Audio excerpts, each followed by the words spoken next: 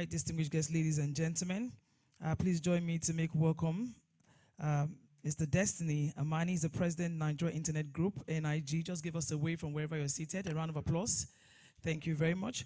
We also have in our midst Engineer Ike Namani, President ATCON and CEO Medallion Communications. Thank you very much, sir, for coming. Also, we have in our midst Imran Duba. He's the Deputy Manager, Online Media, NCC. Just give us a wave from wherever you're seated. Thank you very much. We appreciate your presence. Also, we have Viola Askia Usoro of Digital Bridge Institute. God bless you, ma'am. Alhaji Ladi Oguneye, founder, Data Science Nigeria Limited, is also in our midst. God bless you, sir. Mr. Tony Ojobo, President, African ICT Foundation, also in our midst. You're welcome, sir. God bless you. Rita Shoremi of NITSDA, well represented. Thank you very much. God bless you. We also have Remy Adejumo, CEO, Cloudflex. Thank you very much, sir. We have Kunle Idowu, popularly known as Frank Donga, with us in the building, one of the early birds. You're welcome. When he came in, the first thing I asked him was, how is Oga landlord picking? Hope he's doing fine. You're always troubling that young man. But thanks to all you do. And of course, all of the fantastic things you also contribute on the internet space. You're welcome.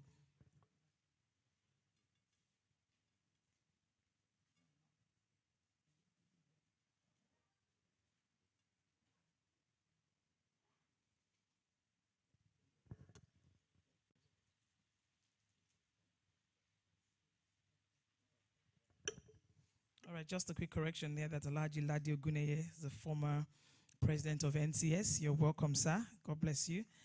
And as the recognitions come, as people come in, we'll take all of that gradually. Like I said, we'll be running this with the program, and hopefully we're waiting to join in the DG of NITSDA that will be taking his keynote address via Zoom.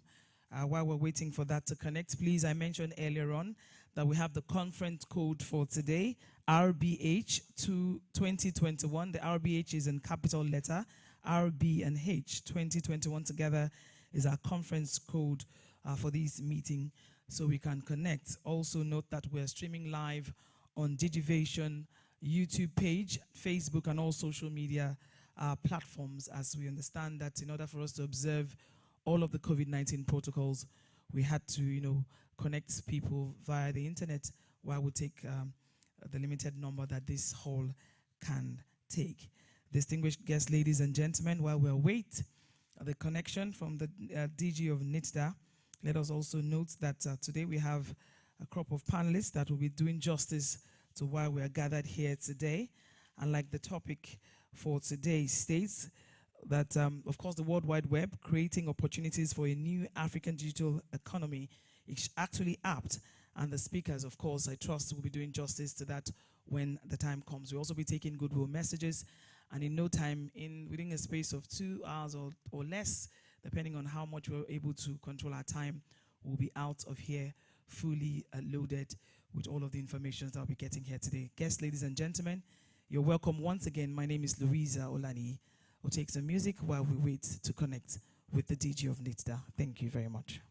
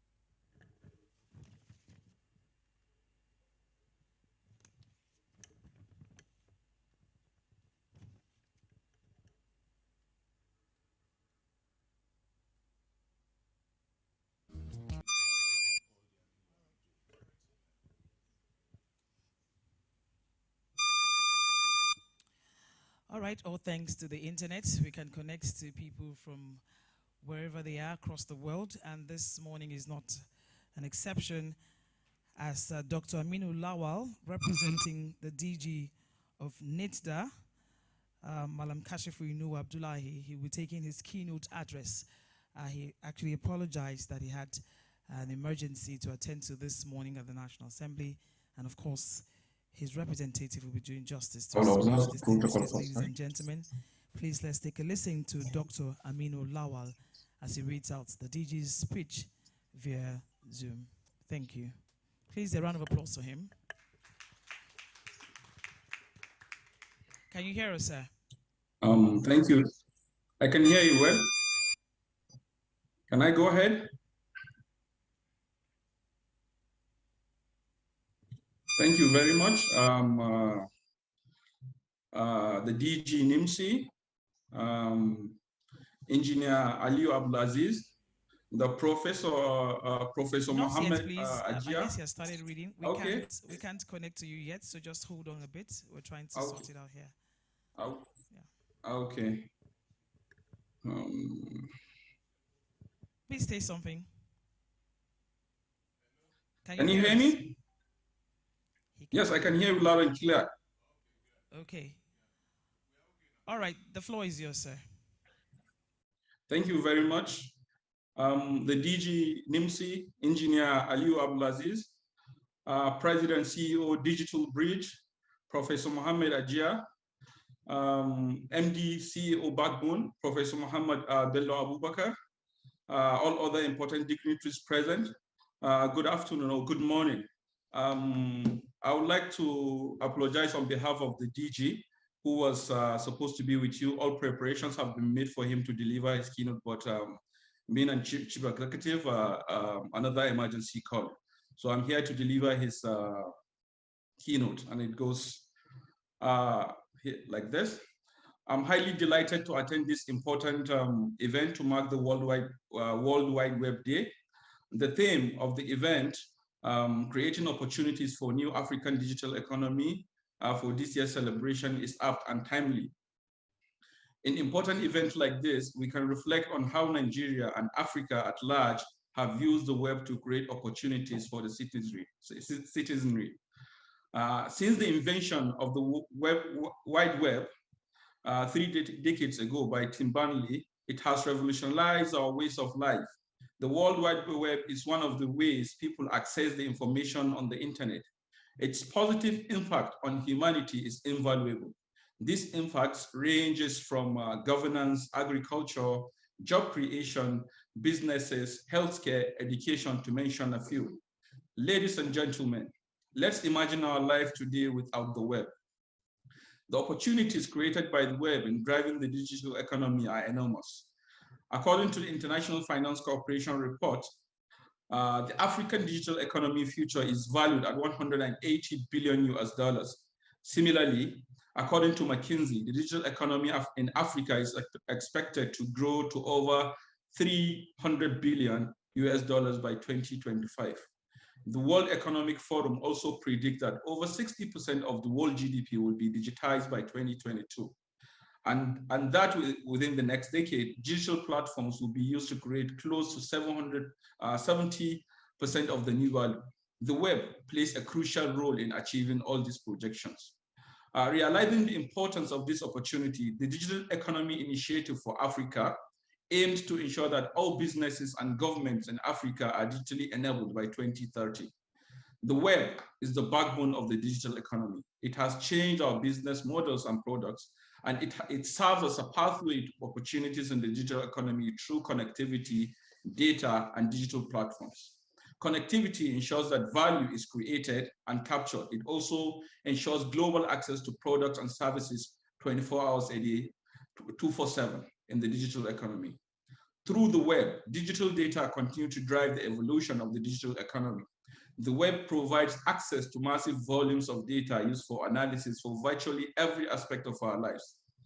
Another significant contribution of the web is driving the digital economy in the development of digital platforms. Digital platforms provide the mechanism for bringing together a set of parties to interact online and also form a new core business model nowadays. Social and personal activities on the various digital platforms. These leave tons of digital footprints and that provide huge amounts of data for analytics. The power of platforms is reflected in the fact that 7 of the world's top 8 companies by market capitalization use platform businesses model. By leveraging the wide web, many digital economic potentials lie ahead for Africa. These potentials will increase growth and productivity. Utilizing the web will reduce the cost of production and distribution of goods and services, improves management efficiency and communication with stakeholders, increase competition and broaden markets, provide options for customers, and improve marketing and pricing. As an apex IT regulator in Nigeria, mandated with the regulation and development of information technology, NIDA plays a crucial role in our aspiration to attain a digital Nigeria. The agency, through its strategies, has come up with numerous regulations and initiatives to ensure that opportunities are created and utilized to achieve a digital economy.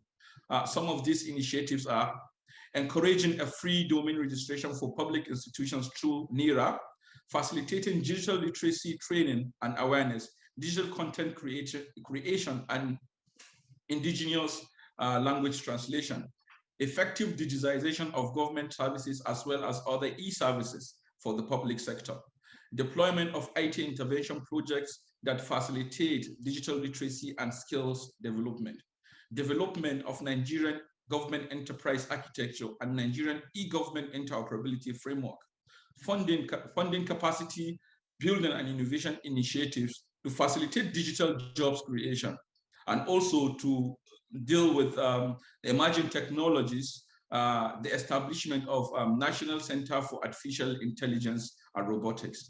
All these initiatives from NIDA almost rely on the web for its operation and other things.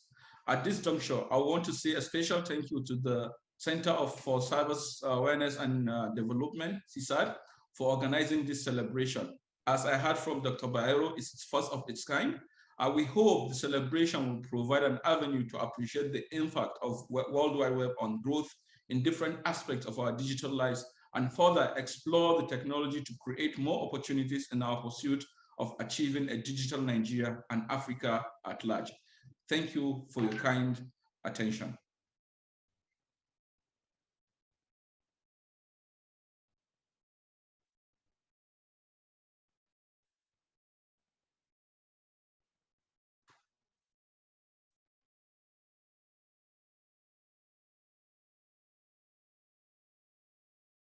Digital economy. You also stated that the African digital economy is worth over 180 US dollars, and trust me, that is going to double. Hello, I am Adaze Okiaine, Digivision Radar. I am Gideon Tobiloba, Sports Tech and the Top Fives. And I am Princely Momodu for news and views in the entertainment world. Every week we serve you with news, views and information as they relate to business, at this point, I'm going technology, to bring and innovation. The award-winning Nigerian actor, comedian, events, trends, reviews, and policy framework to drive the unfolding digital space. Join us on our YouTube channel, www.youtube.com/Digivation Network for all these and much more. Don't forget to subscribe, especially during plenty to win, and lots of benefits. I mean, it was really a very broad www.youtube.com/Digivision Network. We're able to Digivision Network, your leading platform for business, technology, and innovation. Subscribe and join us. Of course, on the internet. He'll be sharing with us this morning. Please join me to make welcome Frank Donga on stage. A round of applause, please.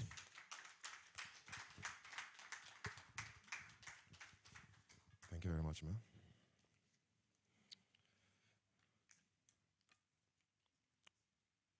Distinguished ladies and gentlemen, okay. First of all, permit me to undress for this address. Okay. Even if you can't see me, I can see you clearly now. You know the way your glasses fog up when you're breathing through the mask. So I sincerely apologize that I have the rare privilege to not use my mask, for the next couple of minutes. It can be quite uncomfortable, but it is what it is. We have to do what we can to protect ourselves. My friends call me Frank Donga. I'm an actor, comedian, digital content creator, amongst other things I do. For about a decade now in Nigeria, I have operated in the entertainment industry, digital content creation industry. And even though my background is in agriculture with a master's degree in animal genetics, it's a privilege for me, for people like me, to have that opportunity to cross over from sciences into direct entertainment. I'm sure a few people might be curious as to how that was possible. Internet. And that's why we're here today, to celebrate the impact the internet has made in our lives for good, and also identify areas where we need to pay attention to the suspicions or the dangers and appropriately take measures. For me as a person, that has been my journey. Without boring you with my long story of how I transited through from agriculture to journalism to entertainment, I will just summarize it by saying the internet made that possible. I made a short comedy sketch about interviews, job interviews, and the challenges that young people face about job interviews. And after the second or third episode, it went viral. I didn't even know what viral meant then. It was a very technical word to me. I remember I was on vacation in Dubai and a friend called me and said, "Bros, you need to come back home. We don't go viral." I said, "That sounds bad. Who had disease?" He said, "No, it's not disease." I said, "But viral." He said, "No, why are you talking like this? Just come back. We need to do more of those videos. People are liking it." Then I went online and checked viral. What does viral mean? Like viral? Because coming from a genetics background, and, dealing with animal diseases, viral just struck me like something very bad. It can't be good news. When they said viral, so I went on, viral, okay, means when a lot of people are accessing a particular portal or sharing a particular content, and people seem to like it, and then you have a lot of heightened digital footprint. Calm down. I didn't know this much that time. I just, I had to learn on the job. And that was how I started. And from the first video, I made the second one, the third one, the fourth one. For somebody like me who probably thought I'll be by now in some laboratory in a university somewhere in the world, cooking up some recipe for molecular genetics or recombinant DNA, all that stuff, very techie, impressive, intellectually stimulating stuff. All of a sudden, here I was. I had to do Baba Salah kind of thing to make people laugh. And I liked it for a few reasons. First of all, the feedback was amazing. I didn't know that something I decided to do with a few friends on some street at Legally Ayoride at Victoria Island. Some people in other parts of the country saw it and they liked it, and it meant a lot to them. And people across the world saw it, and it was just fascinating to me. Back then, there was no Instagram, All we had was a few platforms, including YouTube, and YouTube was the platform of choice then. And the long journey began. I fought it for a while because I wasn't used to that. I didn't know how it will affect my life personally from my 9 to 5. Eventually, not the streets, but the entertainment industry called my name. I picked the call and said, okay, let's give this a try. And the more I did it, the more I loved it, the more the feedback was amazing. Let me just share one of them with you. I was in a banner for a speaking engagement like this many years back, and a gentleman, probably in his mid-50s, called me to the side at the backstage and said, "I'd like to see you." We're in the middle of taking selfies, pictures, and all that. So I said, "Okay, maybe you wanted a picture." He said, "No, I don't really want a picture with you." Okay, that's a bit of a downside. He said, "No, last year I was about to take my own life." Sorry, what? He said I was about to commit suicide. Yes, things were going very bad for me. We just wanted to pull the plug and end it all, and then somehow I was on my phone, going through the internet, maybe last minute preparations to check out, and I saw this video you did. I found it very hilarious. Cracked me up. I hadn't laughed in a long time. Then I watched the second one, the third one, the fourth one. I saw there were more. Then I kept watching it. Then I kept longing for you to make more. And for some reason, I just felt the character I played, Frank Donga, who was a perpetual job seeker, who lived in his own world and never seemed to care what the downside of his fooling around during job interviews, what they cost him. He just relentlessly went for job interview after job interview, fooling himself, messing up, never preparing. But that resilience, just said, this guy is so much of a fool in his own world, but he's not giving up. I don't think I should give up too. Not my words. Those were his words. And that shook me to the foundation. Like, what on earth? Here I was many miles away, just kind of fooling around, like we say, with my friends. And somebody decided not to commit suicide because of a video I did. Woo, this is a huge responsibility. So I continued. And that's what I've done ever since then, you know, from comedy sketches on YouTube and social media, I went on to making movies. Some of you have watched some of them, like The Wedding Party, Hakunde, and the next thing, I'm getting roles, and we're doing movies for Netflix, we're doing comedy specials, we're doing TV series. You know, I just came back from a 3-week-long TV series we just wrapped in somewhere in Lagos. And that's been the journey. Then Facebook UK reached out, then YouTube partnership, then all these other things. It was all amazing, thanks to the internet. Thank you very much.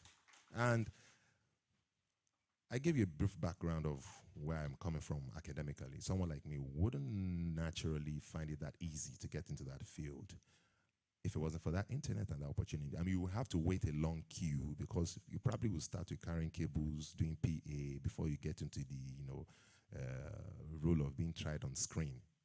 Talk less of getting a major role. But mine was sped up because of that internet. And the internet has impacted our lives in so many ways. I'm sure a lot of people come from different areas, walks of life, industries that have that thrive on the use of the internet, and it's amazing. So I can only speak for the next 3 minutes on how it has affected us in the entertainment industry without gainsaying. It's tremendous.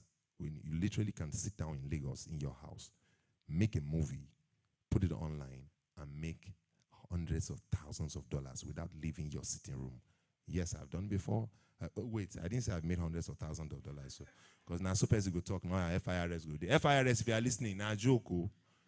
But I'm saying I've done content and they've seen somewhere else. You know? So, but these things happen. I mean, you see a lot of what people call Instagram comedians now, where somehow, I don't know, Instagram comedian, that name. Anyways, people, young people that hitherto wouldn't have been employed or would have had a hard time going for job interviews, or would have been hard pressed to get that visa for the golden fleece outside the country. You know, sometimes it works, sometimes it doesn't. Young people like that now have a viable source of income because of the internet. You know, they make content, get online, and then they get revenues through YouTube advertising, endorsement deals, product placements on their content. In the lockdown for COVID-19, which was pretty unfortunate, a lot of people in the industry that come from now couldn't go out to do what they normally do, go to sets, gather, you know, in crowds, events, emceeing events, you know, all those things were shut down. How did we cope? It was a double-edged sword for me.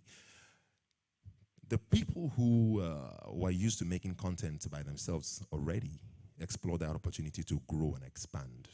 Economically, that was good news. Career-wise, it was better news. People that hadn't explored that opportunity found ways to explore. I mean, people that would have to physically commute from point A to point B now were forced to think of a solution, you know, think outside the box, as it were, and the internet became very valuable.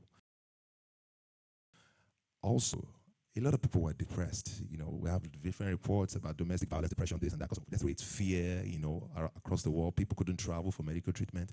A lot of people were scared. They were bored at home. People were forced to stay together and under the same roof. You know, it was 2020 was like a massive, you know, reality TV show by force. You didn't even have to sign up. You were forced into it. Yeah, you liked it or not. That neighbor, you didn't like his face every day. You had to see him every day for the next lockdowns. You know, it was for some people it was a nightmare. And people couldn't go to their favorite sports anymore. No Owambe. Hey, I know that Owambe really hit hard, right? I know we like our Owambes. The Owambe was really hard hit. But then we had to make do of what we had. And so a lot of people found ways to explore the internet. People started, you know, advertising aggressively their products and services. And so for a lot of people, it was a terrible period, and for some people, it was a good period because they were able to adapt. And I believe that's one of the things we'll be learning or networking on, or learning or sharing today, adapting and moving products and services using internet and maximizing it. And then, of course, the security issues with cyber products and services. So in all, during the lockdown, in summary, for me as a person and for the whole industry, entertainment industry, was a period of, it was a trying period, but it was also a period to explore, to learn, to adapt, and to experiment, and to grow. And that a lot of us have been able to do maximally well. So for me, to answer your question, it was a bit of a trying period, but yes, we were able to adapt and also provide the much needed entertainment and psychological comfort that a lot of people needed in those dark days. And here we are. And I seriously hope and believe that as we go on as a nation and data costs hopefully get cheaper, more and more people will be able to use, young people especially, will be able to use the internet and all the products and services that come with it to ease the issue of unemployment and many other challenges that we have in Nigeria as a whole. Thank you very much. Thank you very much. A round of applause for Frank Donga as he dresses up after undressing for that speech. Well, while he went on talking about that, a whole lot of slang, aside the viral, now you see even, young people speaking some slangs that their parents will not even understand. You go all of the LOL and the BRB, I mean, which is a common one for you, that sometimes you see some of their text messages you can't even decode. And they go all out and like, I don't know, what's the popular one for you? I mean, you see someone telling you KK, I mean, that's supposed to be like, okay, your message acknowledged. LOL, laugh out loud. BRB, just recently I said BRB, and someone asked me, what does that mean? I'm like, okay, I mean, I'm woke, right? And you're not, And someone tells you, oh, ROTLF, rolling on the floor. I'm like, okay, where did all of this come from? But these are some of the vocabularies that young people are using these days. And as a parent, you have to decode. If not, they're going to sell you, collect your house rent. You will not know that they're talking about you in the house. So, like, he learns viral, and some of us are learning some of these things. These are some of the pegs of the internet and, of course, the social media space. A round of applause for Frank again for keeping us.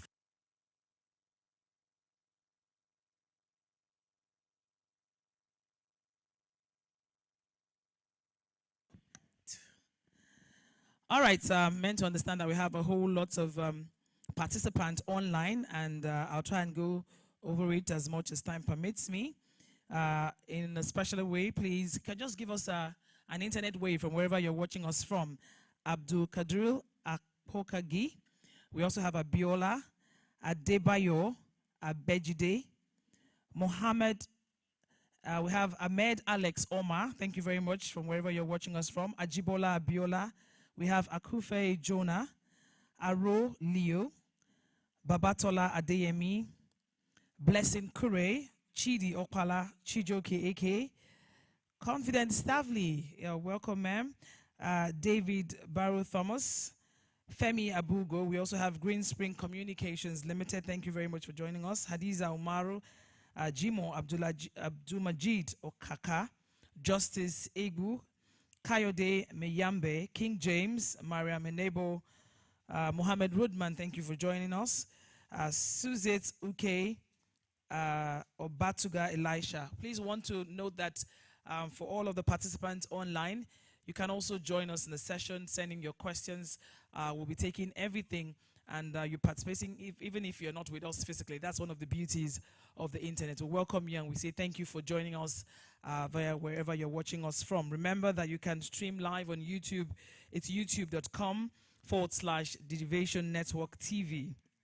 Also on Facebook, we're on facebook.com/Digivation Bayero on Facebook. You can watch us live and also send in all your comments, and it will be acknowledged right here.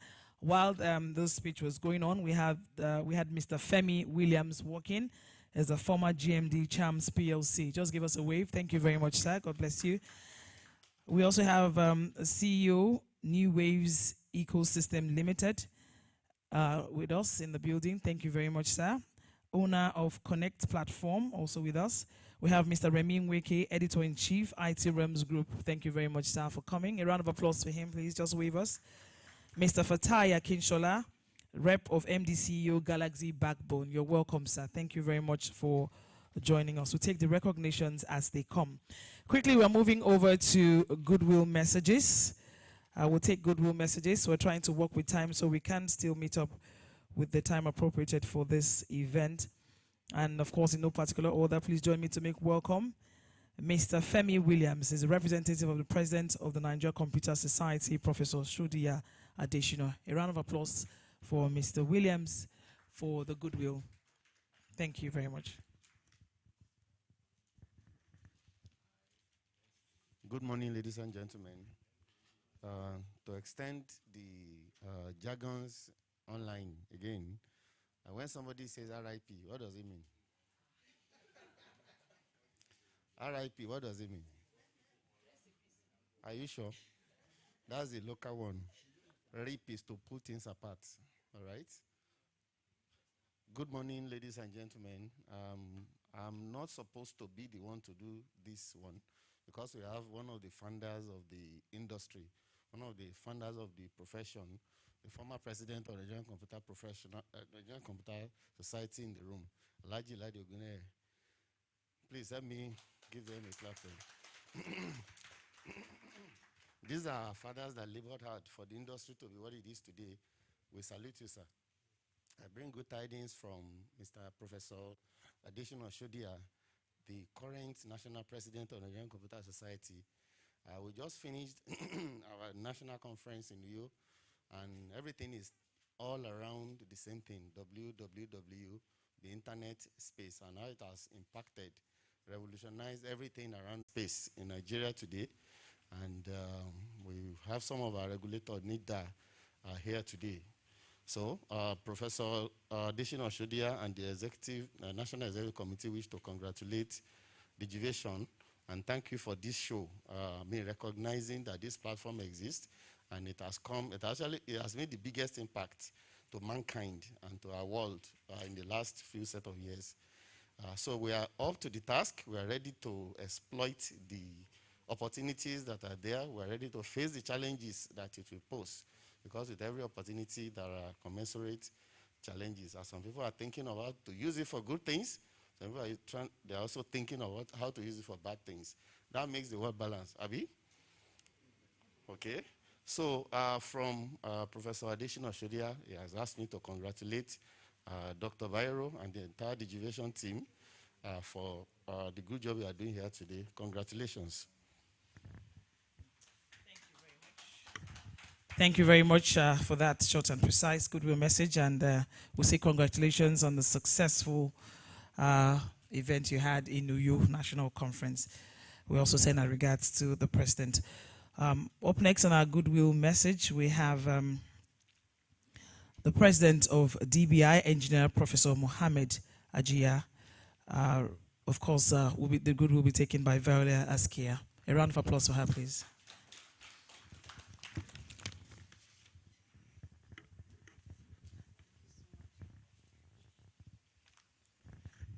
Good morning, all. All protocols duly observed. To borrow a leaf from Frank, I have already undressed for this address. My name is Viola Askia, Head of Campus, DBI Lagos, and I will be reading the goodwill message of President Digital Bridge Institute in the person of Engineer Professor Mohammed Ajia. At the Center for Cyber Awareness and Development World Wide Web Day 2021. I am truly honored and privileged to deliver this goodwill message at the Center for Cyber Awareness and Development, CECAD's celebration of the World Wide Web Day 2021, a celebration dedicated to online activity, which provides a platform to discuss the impact of the internet and the opportunities of emerging digital technologies for business, raise additional awareness, and explore online safety strategies for individuals and businesses. I commend CECAD and Cyber Africa magazine for bringing this pertinent event to fruition. The event's theme, the World Wide Web, creating opportunities for a new African economy, is extremely commendable, as is its focus on finding the best ways to use the internet for good, for economic development, especially through youth empowerment and entrepreneurship, and for creating a sustainable digital economy. This is particularly apt, Given the aspiration of the federal government to move Nigeria towards maturity and competitiveness through the development of a digital economy based on the National Digital Economy Policy and Strategy.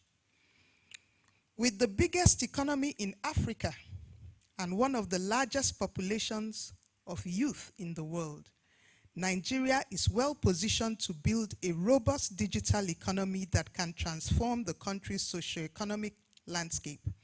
I have no doubt that the ideas shared and the decisions held here today will contribute in no small measure to the realization of this aspiration.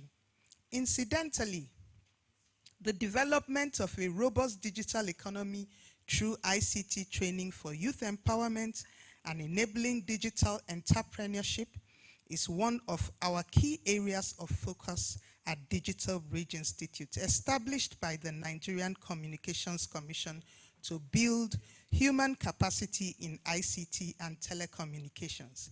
DBI is one of the 6 ITU centers of excellence in human capacity development in the African region.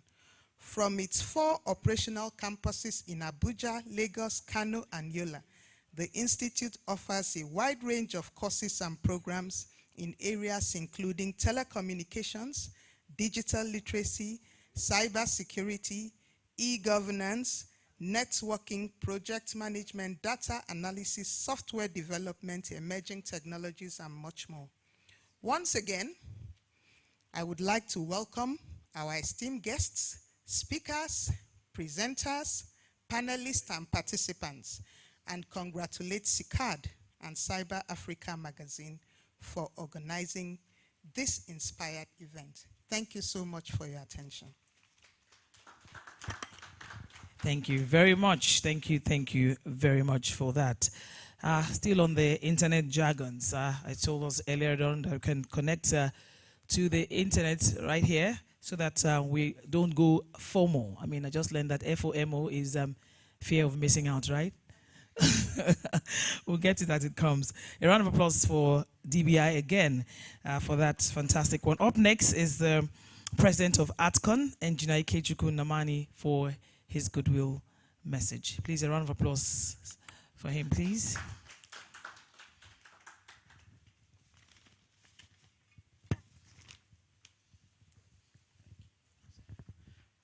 Good morning, everybody. All protocol duly observed.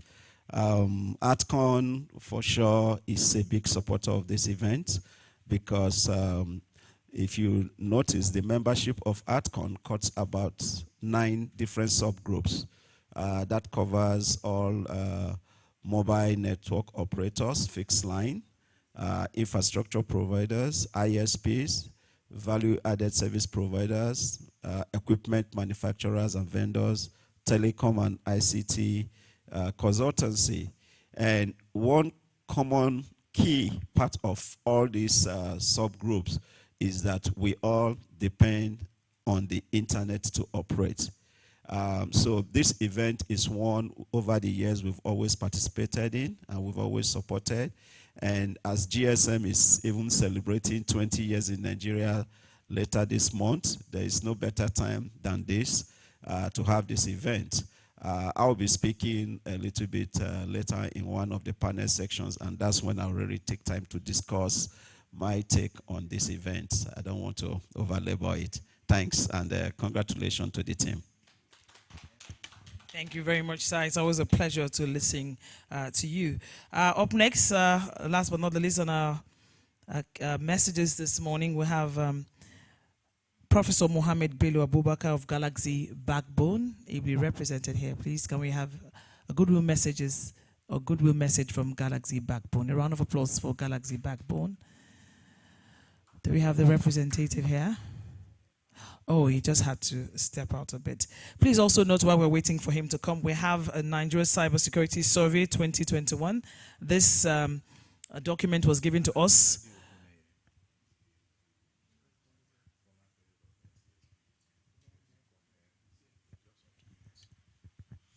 Okay, Dr. Bairu Kriv, the indulgence of Alaji Ladio Guleye, former president of NCS, to give a goodwill before we move over to the other segment. Is he around? Okay, stepped out. I was trying to talk to us about this form, this document that was given to us during registration. It is the Nigeria Cybersecurity Survey 2021. We crave your indulgence to please fill the forms. We'll be going around later on to collect it. This, of course, will be a good resource for some of the information they're trying to put together. Your response will go a long way in helping those that are putting this together to achieve what they set out to achieve. Please do well to note and fill up the forms, and the officials will take it afterwards. Thank you very much for your time.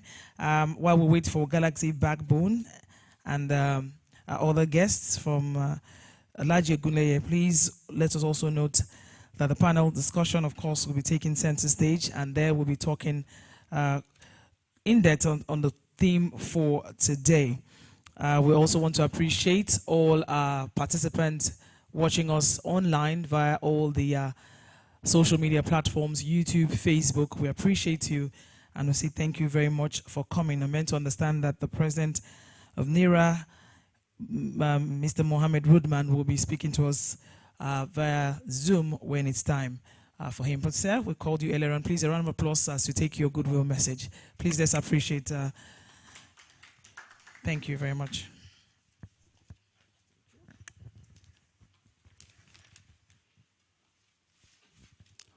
Distinguished ladies and gentlemen, please permit me to stand on existing protocol.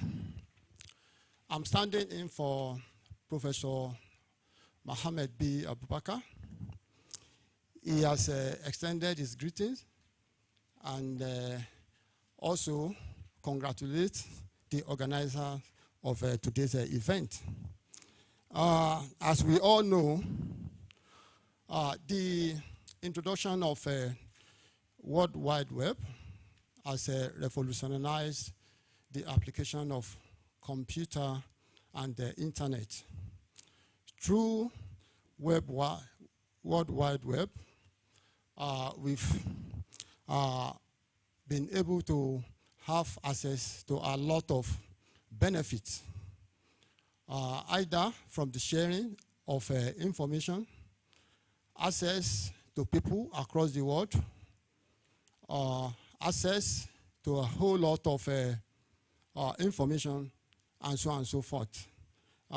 Galaxy Backbone has also been in the forefront of supporting the usage of World Wide Web. At Galaxy, we have one of the best data center in Nigeria. Galaxy has also been in support of broadening the access to the World Wide Web through the lane of fibers.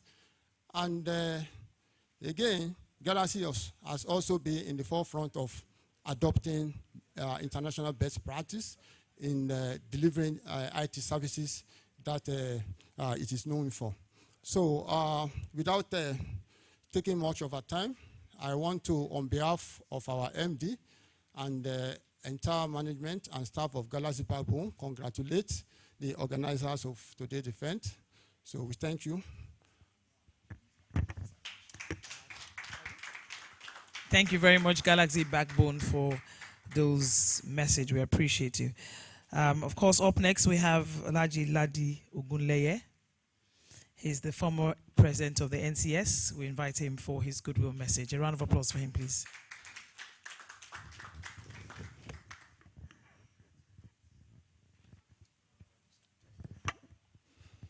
You talked about dressing, right? Elders should not do that in the public. Good afternoon, everybody. Here primarily because of invitation of Dr. Bayero Agabi. I could have easily watched this in my house virtually. And I guess the day for congratulations to both myself and Dr. Agabi. Some 20 years ago, when I was president of Nigerian Computer Society, he was bubbling on AIT, Infotech on AIT. I don't know how many of you remember that. And then we recognize him as somebody with great potential. Congratulations, has not disappointed us.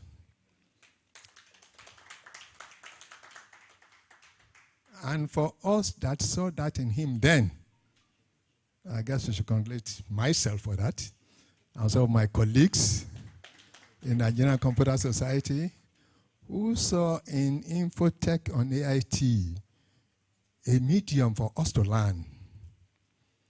I don't care how old you are, if you don't learn every day, you are going to be obsolete very soon. So we were learning from him. He will always come, practicalize all those things we all learned in school. Okay? And today he's still there. So Dr. Bayero Agabi, congratulations. And for the celebration of World Wide Web today and the internet to our lives, my goodness, you wonder how we used to live in those days. Huh?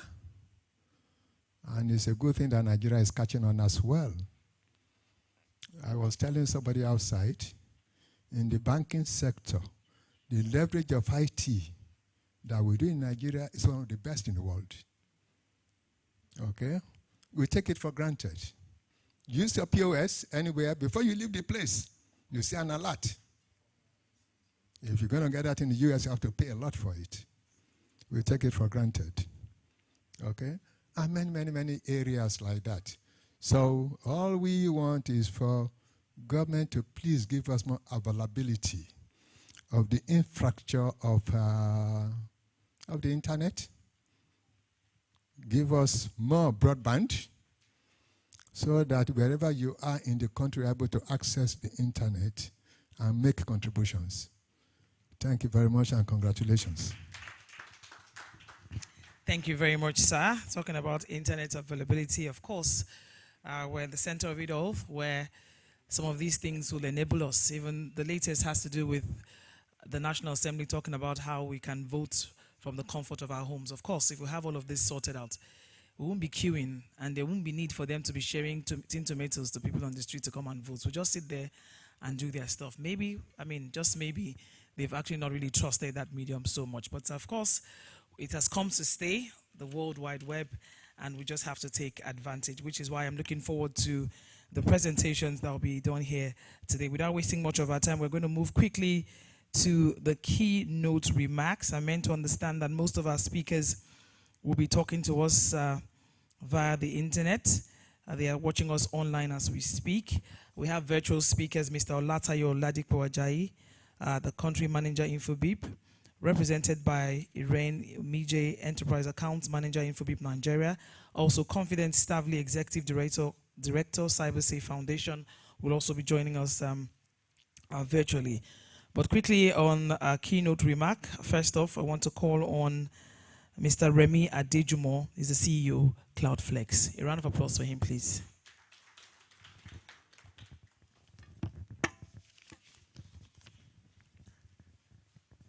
Please let's keep clapping as he comes. Let's encourage him. Thank you, sir. He's also undressing.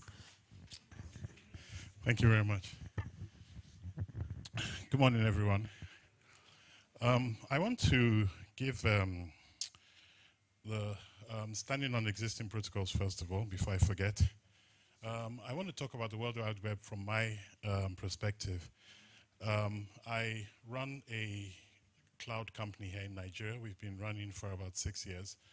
And I want to explain a bit about that and also use that as an example of the World Wide Web and the advantages of it.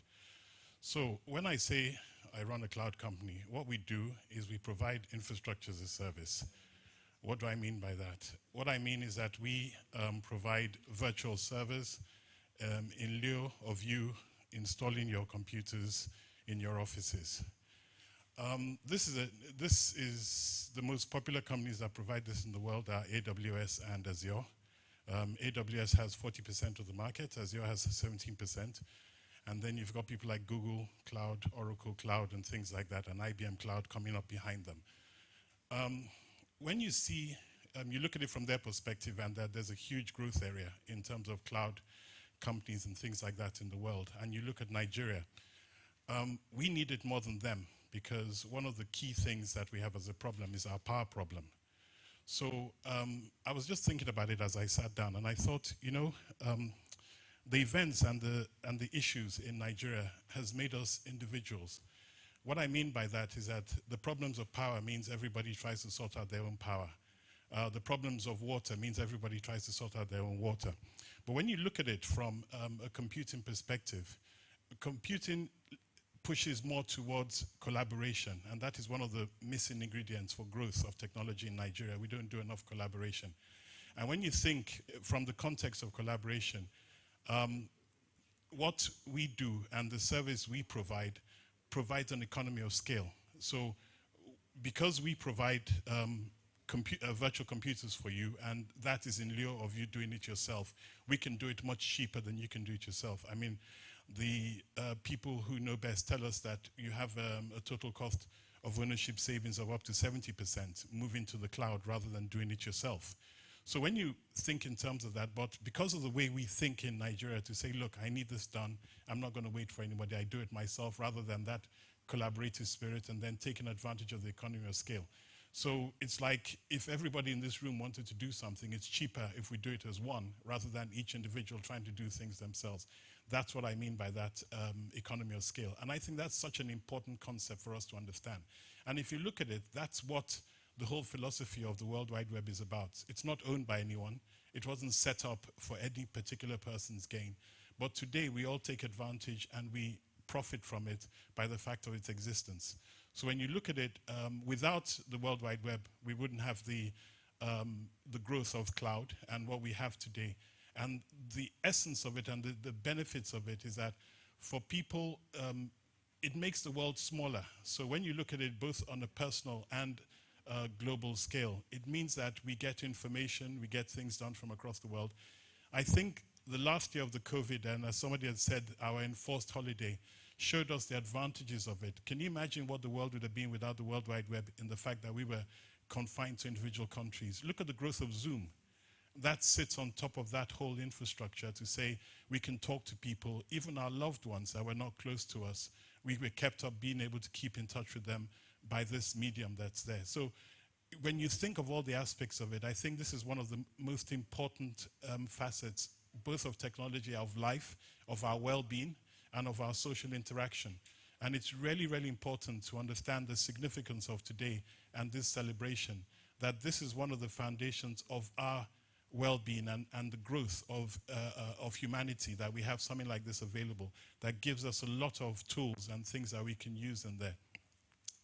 So when you look, I mean, what we're doing at the advances of technology, you know, we hear the terms, but we take advantage of what's going on, but we've got to realize of where we're going with this. So I just want to look a bit into the future, having talked about the past. So the key things that people talk about is the artificial intelligence, machine learning, Internet of Things, and things like that. What all that is saying is a way of making our life a bit more comfortable, that tasks that take a lot of time and effort from us, we can do, we can automate it and make life simpler and have things done. We see things like that in terms of when you're on the internet and you do some searches for things you want to shop on. Subsequent to that, you keep seeing adverts of those things that you've searched for in there. So you have the same thing in terms of what a lot of banks are doing now and other companies in terms of chatbots, where when you go online, even where you're trying to pay a bill or something, you're actually not talking to people, but you're actually being responded to by a computer.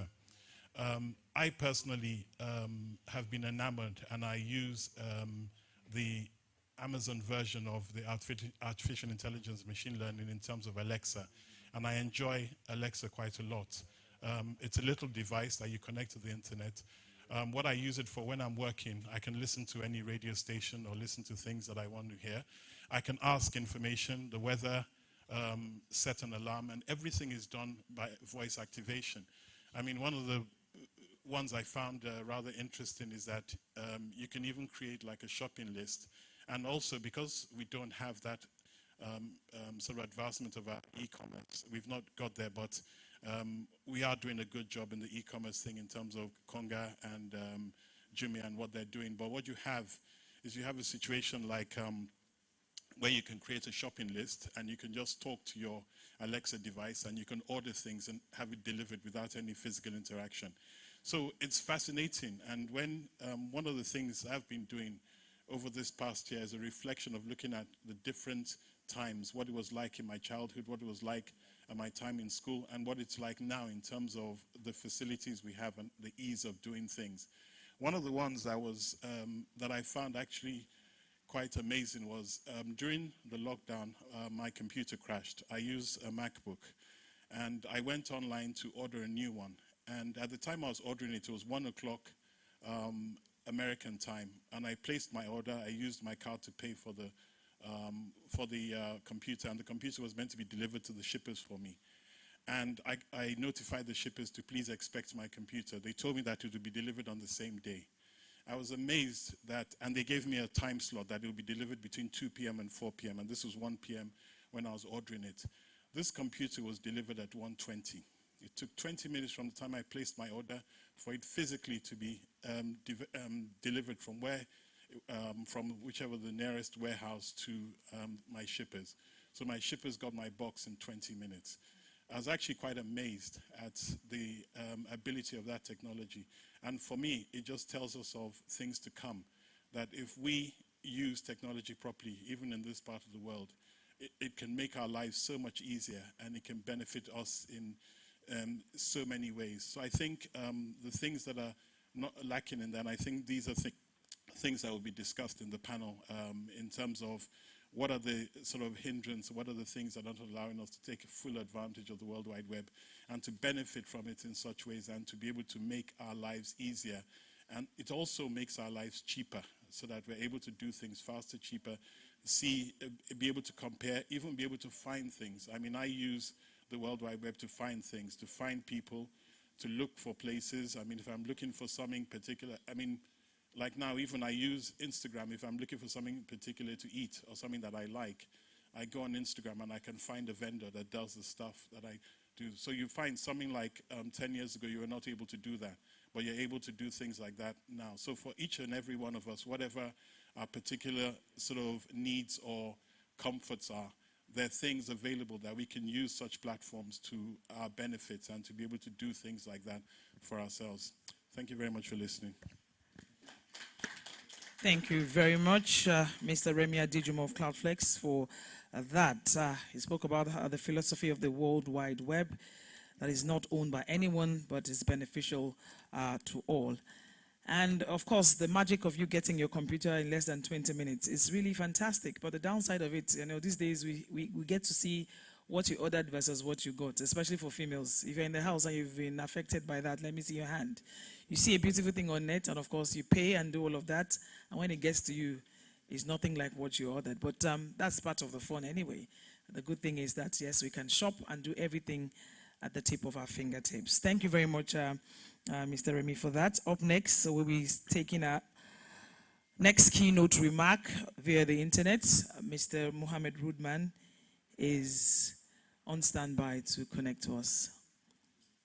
If you're ready, sir, can you hear us?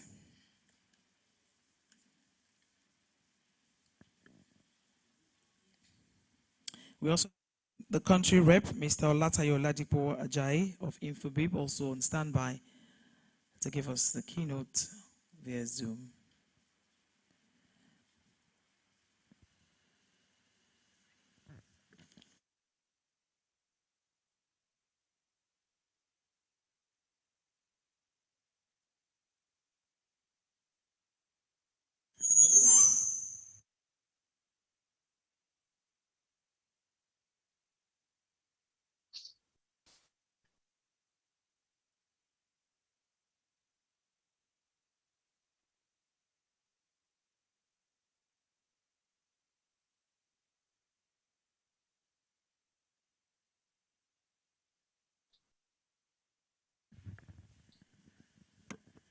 Hi, can you hear us? He can, but we can't hear him. Okay, if you can hear me, we're just trying to fix your audio from our end. Please bear with us.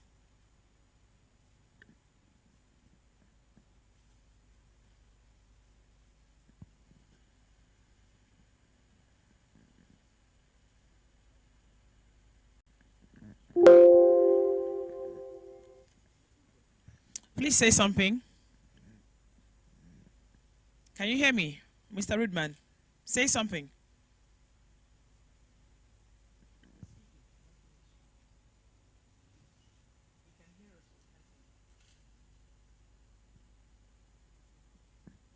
You might want to check your audio.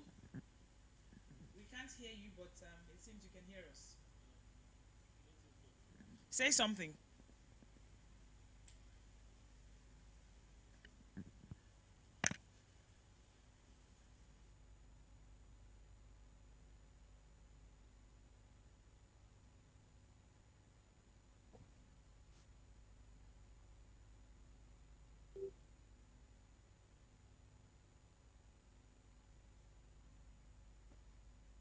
Fantastic. Hello, can you hear me now? Hello? Can you hear me now? Now we can hear him and he can't hear us. Can you hear me now, sir? Oh, I can hear you now. I was actually muted by the admin. I couldn't unmute. Oh, so sorry about that. So sorry about that. I couldn't unmute, so it was that was the issue. So yeah. Thank you. Yeah, now it's okay. Can you hear me now? Yes, yes, we can hear you loud and clear. You ready? Yes, okay. But thank you so much for the patience for the people that are out there. First of all is to congratulate CECAD, Center for Cyber Awareness and Development, for this wonderful initiative on bringing various stakeholders to discuss the issues around the World Wide Web, you know, and Bayero Agabi in particular and his team for putting up this event together. I don't know how many minutes I have for this so that I don't go and delve into the discussions. If you don't mind, how many minutes do I have?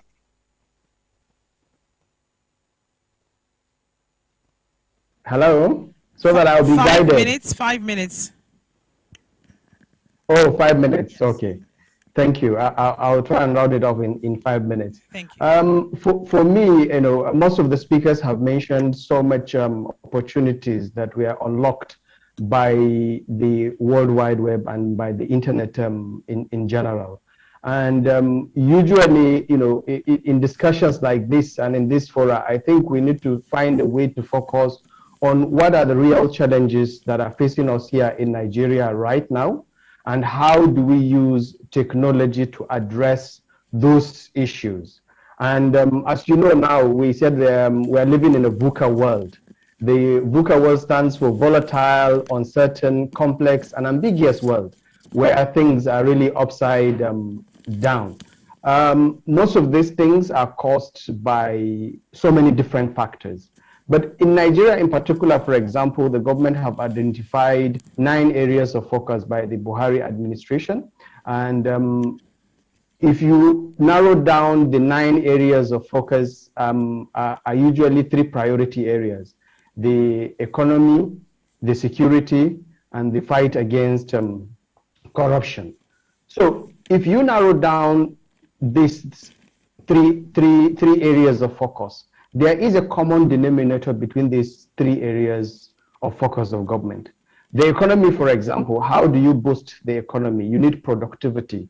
You need the human capital development. You know, you need to empower people with knowledge so that they can participate in the economy. If the economy grows, the security improves. But if the economy is slowing down and there are issues, that's why we see the high rise of insecurity in Nigeria, is because of the economy. The more you fight Boko Haram, the bandits, and the rest, the more they recruit thousands of other individuals. Somebody shared a video today with me this morning in Kano, where they are sharing, I think, 500 naira to some women, and you know, they are in thousands. So it's hunger and poverty that creates the problem of insecurity. It's not the total thing, but if you solve the economy to some extent, you will solve a substantial part of the security. In terms of fighting corruption, it's almost the same thing. If everybody is doing well, hardly will people be corrupt. So the common denominator among all these things, honestly, is unemployment. And unemployment is there. Education is the key. Every country that grows in the world right now is in terms of research and development, which is driven by education. Without education, you can't have research and development. And that's why you see countries that are investing in this. For example, with COVID-19, they are inventing the various, what do you call it, antivirus drugs and antiviral drugs for the COVID-19 and all other diseases in their countries. So without education, we'll be left behind. But that education, you know, for me, internet is critical, it's important. It has to be available. Even it has to also be affordable, because substantial part of Nigerians, for example, if you are to put 4G across Nigeria right now, how many people can afford the data bundle? How many people can afford the devices to browse that? So let's assume that you solve the problem of availability and affordability. You have another issue of accessibility. A lot of people cannot speak English language, you know, and by default, people that can only speak Igbo and Yoruba and Hausa language cannot participate on the internet. So we need to find a way to make it accessible. And I'm rounding up this to say that education is the key. So government should find a way to quickly find innovative ways of creating local content in local languages, especially for primary and secondary education. If you have people that can read and write, you can give them access to information and you can guide them. In this age of fake news and all this bad information, internet, of course, is a tool. It can be used with a double-edged, like a double-edged sword. It can be used for the good and it can be used for the bad. So I think what we should focus in as a country, honestly, is to find innovative ways to educate our children and our populace using local languages, using local content that will be hosted locally, and that will be affordable. I think that's my own area of say, okay, let's reflect and find out really what can we use with this technology to solve most of our problems. And most of these problems, if you narrow down, as I said, the common denominator is education. And the only way to jumpstart education is to use technology, because as Nigeria, as a government, cannot afford build all the secondary schools. There are right now, I think, is it 20,000, they said, secondary schools in Nigeria, and they are not sufficient. And you have more than 10 million children that are out of school. So you can't build all the schools in Nigeria with brick and mortar, you know, to get the right teachers, to train them, giving them the right capacity building to teach. The best solution is to have, you know, online learning. As we can see now with COVID-19, a lot of children are now learning online, and I think we can expand this to reach out to all the areas of Nigeria so that we can train our population. Thank you so much for the opportunity. I hope I am not more than 5 minutes. Thank you. You're right on time. Thank you very much, Mr. Mohammed Rudman, President NIRA, for that short but precise keynote there. Well, it's mentioned of all the areas of focus of any government: economy, security, corruption, and all of that, with the common denominator being education. This, of course, with all of this, getting the much needed attention it needs, we might just be moving forward as a nation. Remember that someone pointed out earlier on, the World Wide Web is over 30 years old. And there's one thing the founder, Berners-Lee, spoke to us about, that he has a warning, and he said the fight for the web is one of the most important causes of our time, in all of the good, bad, and ugly nature that comes with the World Wide Web. How we're harnessing all of this for our good is key, and this is what we're looking at today. Please, a round of applause one more time for Mohammed Rudman for that. Last on a keynote remark, we have Olatayo Ladipo Ajayi, a country representative in FOBIB. He'll be speaking to us via the internet again, and after that, we'll delve straight into the panel session. Is Mr. Olatayo online?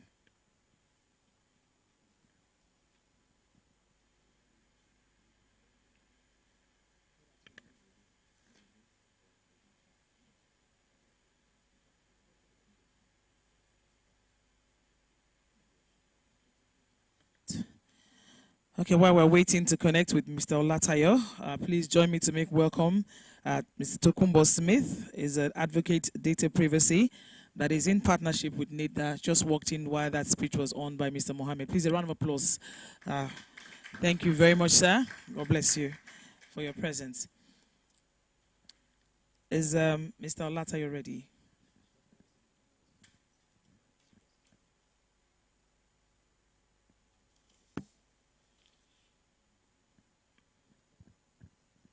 Can you hear us, ma'am? We have the representative of the country manager, Irene Omije, his enterprise accounts manager for InfoBip. He'll be speaking on behalf of Mr. Olatayo. Can you hear us now?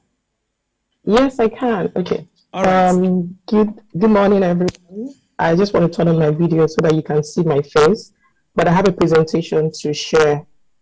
I would like to thank you for joining this session. Let me share my screen so that I can, bring up my presentation. Oh, there's no screen sharing available.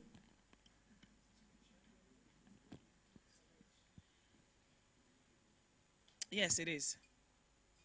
Okay. Okay, great.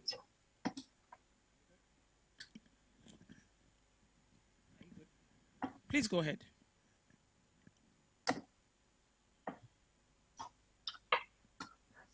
Okay, hello everybody. Good morning. I would like to thank you for joining this session. My name is Irene Omije with InfoBip. I hope everyone is feeling comfortable and you can hear me loud and clear. So we live in an increasingly digital world. The world has gone extremely digital from what we used to know it. 5 years ago, no one would have imagined the possibilities and the impact the internet will have in our lives. The ability for seamless communication between people, gadgets, and processes across different industries, be it in the financial industry, e-commerce, healthcare, agriculture, education, and even governance. Everything has some form of digital footprint, right? And so this brings me to my topic of today, which is improving digital economy through seamless customer engagement and customer experience. Before we start, I would like to say who we are and what we do for those who don't know InfoBip. Right? InfoBip is a global cloud communication provider.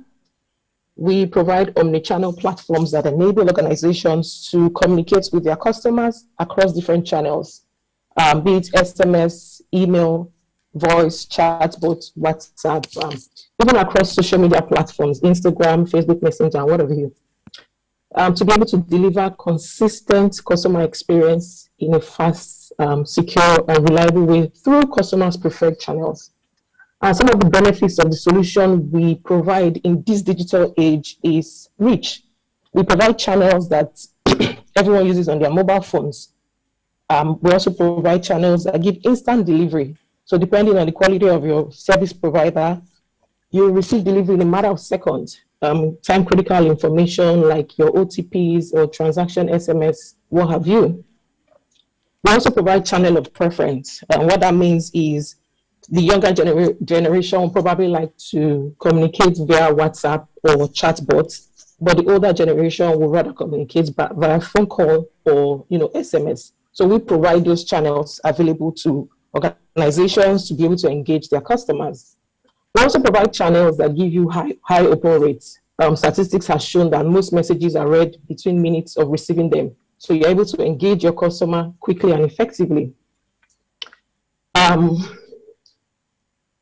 Part of the vision of InfoBip is to create seamless and life-changing interaction between businesses, people, and things.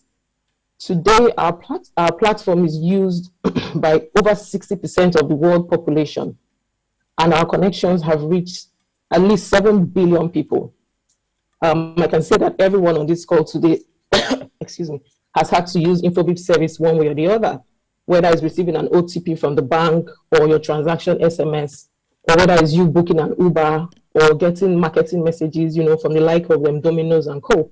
So everyone has had to interact with InfoBip services. Now, we find out what are the key challenges for businesses in today's digital age. The first challenge we see is customer reach and customer engagement, and then authentication and security, support and retention. When we talk about customer engagement, we know that over the years, customers have been plagued with mediocre customer service. right? So, and in this day of digitization, customers like us, everyday customers, expect efficient and personalized interactions with your brands or with the companies you liaise with through your preferred platform or through your preferred channels. So to meet this challenge, Infobip provides simple, secure communication solutions to engage your customers in a relevant and timely way, and also personalize interactions with your customers through any platform that they prefer. So for instance, if you want to simplify sign-up and onboarding processes through automated form filling, or send critical alerts and OTPs, or just generally give special offers and general notification, Infobip provides those channels that will help you to build customer engagement. And when we talk about authentication and security, we talk about providing, better security goes hand in hand with efficient business performance. So Infobip helps to provide an extra layer of that security that enables businesses to protect their customers' accounts. So for instance, the two-factor authentication and payment authentication, we provide those services or those solutions for customers. And then the last one is support and retention. What do we mean by support and retention? We are providing solutions like automated chatbots. Mr. Remy spoke on automated chatbots just a while ago. We provide solutions like automated chatbots that help to reduce resolution time. So for repetitive queries, redundant issues, and also things like frequently asked questions, branch location, all those things that don't need physical interaction with an agent, we provide a chatbot that will solve that problem.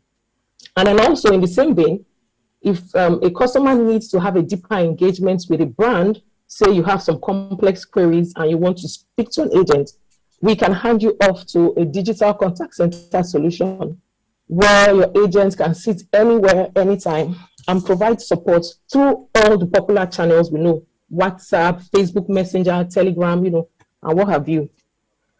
So find out that these solutions help organizations to personalize customer experience, to save time and money, as well as improve operational efficiency. So our next slide basically talks about what is the foundational element of a digital economy and the role that Infobip plays to contribute to economic development. We all know about what happened during the COVID-19, the whole of last year, where offices were shut down, everybody was working remotely, and everything happened virtually. So in the past 1 year, we've seen a sizable shift in digital transformation that has made digital platforms, like the kind of service or the solution we provide, more at the core of digital economy. So we saw that during the COVID-19 pandemic, a lot of organizations had to catalyze and speed up initiatives for businesses to digitize, provide digital platforms, and also digital means of communication. So these platforms help companies to create value to customers through accessible means of communication, which is mostly our mobile phones and our laptops or our computers, right? It also helps customers and companies to be more agile with technology and tech-enabled solutions.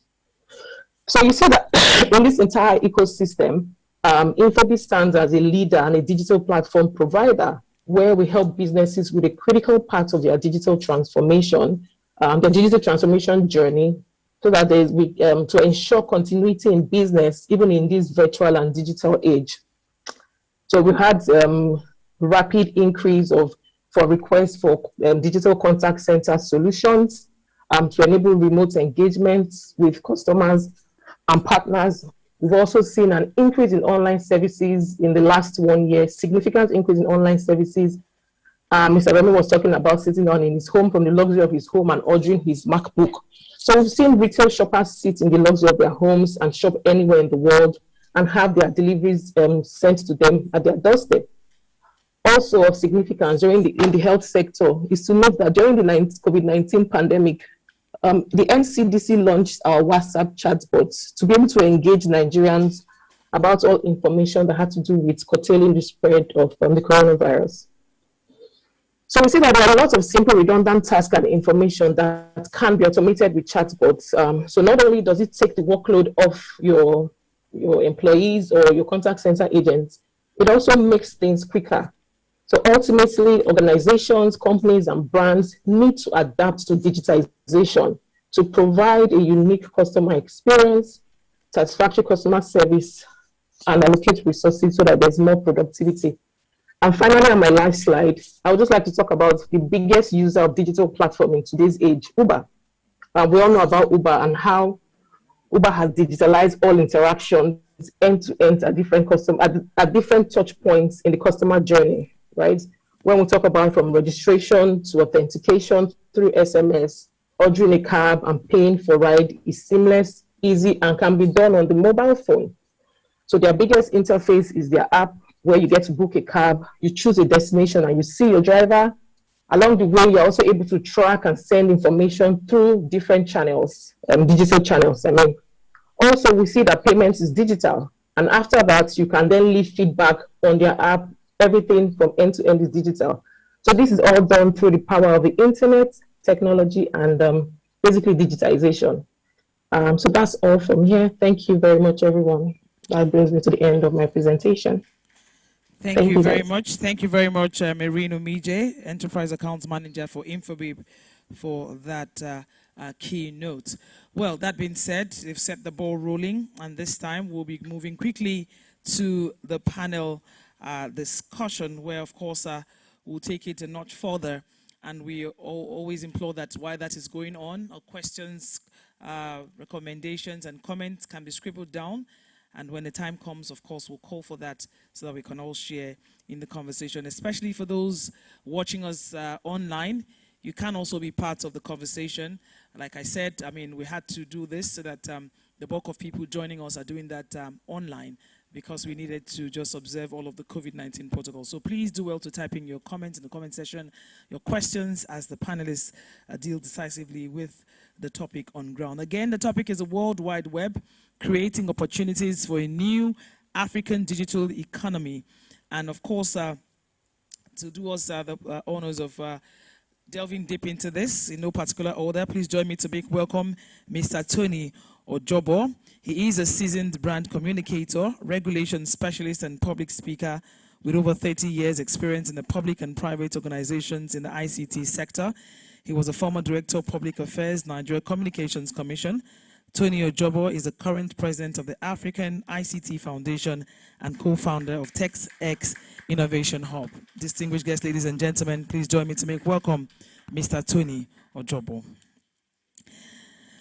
Nina Wakama will be joining us online. She is a web advocate. She's the Africa Regional Coordinator of the World Wide Web Foundation. She is involved in policy and systemic changes that are needed for meaningful internet access, open data, open government, and open web across Africa, bringing together local and international stakeholders to advance the digital agenda. She has over 15 years of experience working with the United Nations systems in human rights, information society, gender, data, digital equality, and sustainable development. Guests, ladies and gentlemen, please, a round of applause for Nina Wakama as she joins us online. We also have joining us online, Confidence Stavely. She is a cybersecurity specialist, ethical hacker, and literacy advocate. She is the country manager, Nigeria, for DIGISS LLC, a multinational cybersecurity consulting services company. She is the founder of CyberSafe Foundation, through which she contributes to social issues via her initiative, No Go Fall MAGA campaign, which is backed by the Central Bank of Nigeria, CBN. Confidence has been nominated Top 50 Women in Cybersecurity Africa 2020, and recently the first Nigerian finalist of Cybersecurity Women Award among her accolades. Guests, ladies and gentlemen, please a warm round of applause for Confidence Stavely. Up next is Tinuade Uguntuyi. She is a seasoned information technologist, currently the head core network and solutions at Information Connectivity Solutions Limited. She has over a decade experience in diverse industries, including oil and gas, financial, education, government, energy, and tech hubs. She is an award recipient of the Outstanding Promoter of ICT for National Development. A round of applause for Tinuade Uguntuyi. as she comes on stage. Of course, she's joining us live here. We also have Dr. Adebola Olajide. He is the Chief Technology Officer and Partner at Home Plus Medicare Services Limited. He is the founder and president Society for Telemedicine and E-Health in Nigeria. Dr. Olajide was the team physician for the under-23 male football team at the Beijing Olympic Games. He specializes in digital health, e-health consultancy services, project design, and workforce capacity building. Please join me to make welcome Dr. Adebola Olajide. Up next, we have Wale Kalejaye. He is a certified network specialist.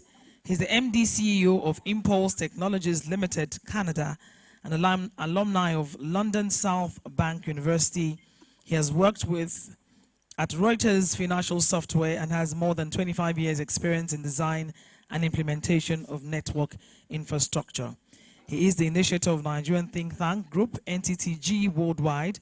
Kalejaye is a recipient of the prestigious Titans of Technology Awards Nigeria and Africa Digital Heroes Award, amongst others. Guests, ladies and gentlemen, a round of applause for Dr. Adebola Olajide. Next, we have Oloye Harrison, a business development director. He's skilled in network security, digital security, ICT consultancy, automation and telecommunications, a co-founder of Circuit City Mall and CEO of Next Street Solutions Limited. He's also an alumni of City University of New York, Queens College, and Ondo State University.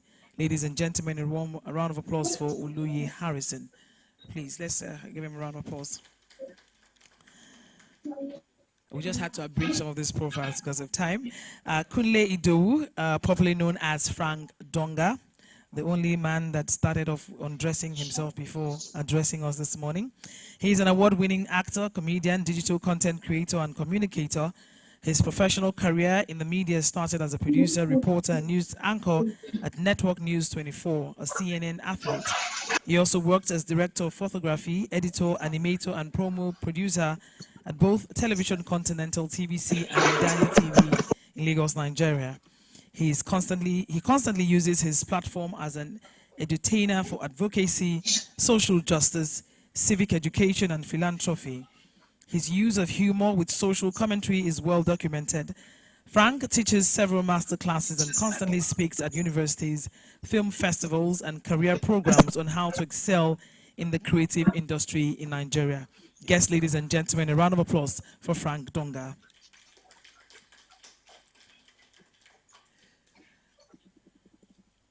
Up next is our panel moderator, and I'll leave the job of introducing our lead speaker for this event to the panel moderator. Of course, our lead speaker is none other than the president of ATCON, Engineer Ikechukwu Namani.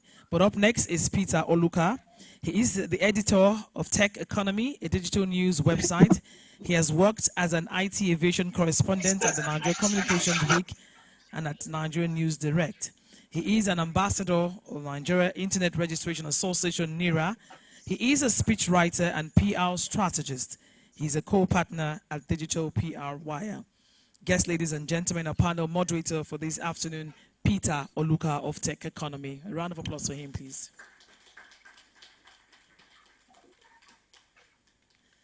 In the next 30 to 35 or 40 minutes thereabouts, Peter Oluka will be moderating this segment, and he, of course, was the honors of introducing the lead speaker to the stage. A round of applause for him one more time. Yes, can we appreciate Louisa? Can we appreciate Louisa? Thank you so much. Thank you so much. Okay, before I continue, permit me to introduce or welcome to the stage Engineer Ikechukwu Namani, who is the president of Association of Telecommunication Companies of Nigeria, ATCON. He is the lead speaker for this session. It's a core vision of bridging the digital divide between nations. He integrates technology for practical solutions. Engineer Naman focuses on implementing the core network infrastructure that promotes, develops, and distributes local content and ensures a high quality of service is delivered to the subscriber at affordable price. Good to welcome you, sir. Thank you, the panel, and thank you for those joining us virtually. And also our guests, I want to appreciate you for coming this very day. Let's go this way. Have you ever found yourself saying, where will I be without the internet? You know, this is something that a lot of people remark all of the time. This is especially the case when you have an unexpected internet outage and you can't get online. The World Wide Web has made it possible to do so many things that we are simply not possible or achievable before now. So I think today, the founder of World Wide Web, Satim Benali, you know where he is now, he'll be happy with us, because to celebrate this auspicious day is very important, and to remind ourselves where we are going and where we are coming from. You know, as of January this year, we have 4.66 billion active internet users worldwide, representing 59% of the global population. And out of that number, 4.32 billion access the internet via the mobile devices. And in Nigeria, according to the Nigerian Communications Commission, we have about over 140 million internet subscriptions in Nigeria. And so COVID or no COVID, the World Wide Web continues to impact our economies. So we shall be looking at the World Wide Web, creating opportunities for a new African digital economy. And I have these great men and women who will be doing justice to this topic. Without wasting much of our time, ladies and gentlemen, permit me for us to get rolling. Let me welcome the lead speaker to come and give us his speech before we continue.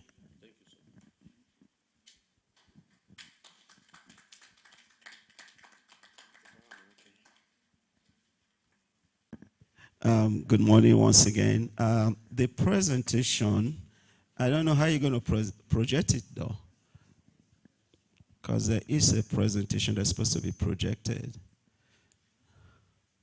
And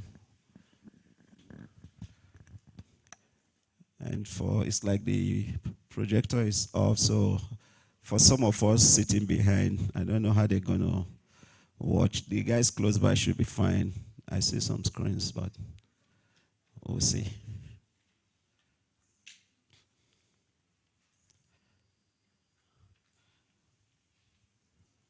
Very, very vital information, and that for me is one of the main reasons I always make a time to come. So are we able to put up the presentation so I can at least... Just 1 second. We are moving from 2G to 5G, so you guys just be patient with us.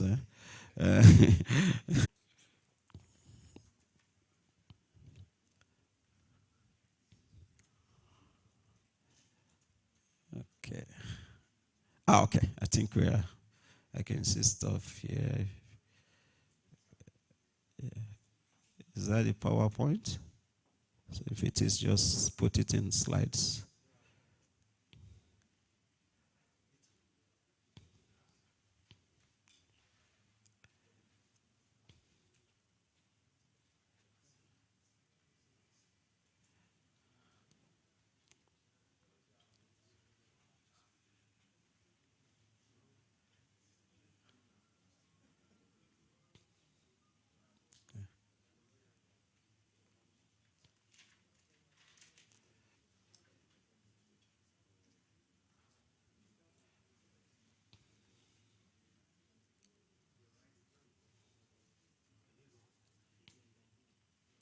Yeah, okay. For those of us that can, I don't know, can most of us see the presentation, the slides? If you can, I'll be very brief and fast. I'll just point out a few things. As I said, I will take advantage of the fact that we've had great speakers already, that which information stored on the internet can be accessed. I think it's good we understand that there are multiple ways to access information on the internet. The World Wide Web is one of them. Now, the digital economy, on the other hand, simply is using digital technologies to run the economy. And this cuts across all aspects of the economy, irrespective of whether it's governance, finance, every part of it, you know. So if we get the link between the three of them, it helps us a bit. The second page, if you can roll the presentation, is the transformation that we've gone through, the stages of transformation we've gone through, because we need to understand where we are in the phase.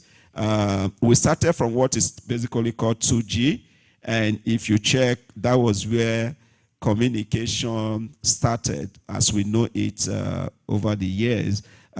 This focused mainly on people, ability of people to communicate, to exchange messages, to talk to each other.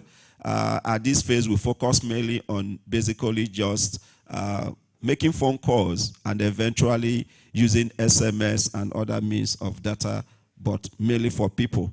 Then you go to the 3G world, and this is when the web, as we know it, became very predominant. People being able to do transactions and access information using the web.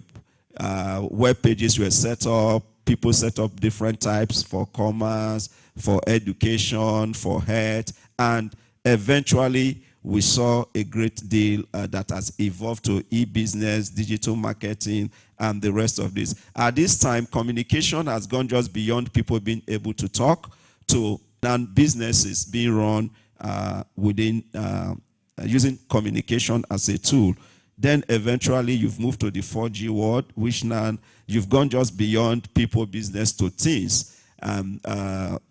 You no longer look at communication the way it used to be.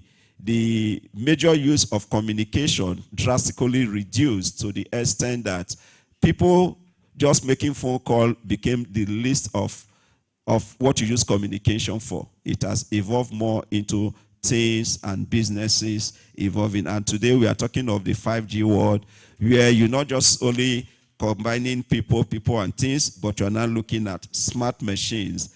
You are now looking at smart world. Internet of Things has now become the buzzword. And what has all this evolved? How has the world moved? If you can move to the next slide, you see that I just put together what currently is listed as happens every 1 minute on the internet. What you see from 2020 to 2021 is that these things have increased. It has evolved, right? So even your web browsing, from your traditional web browsing, you notice that it has become a smaller part of the other things you do on the internet. And that is why we need to understand the evolution, that web browsing has become a small part of what we do on the internet.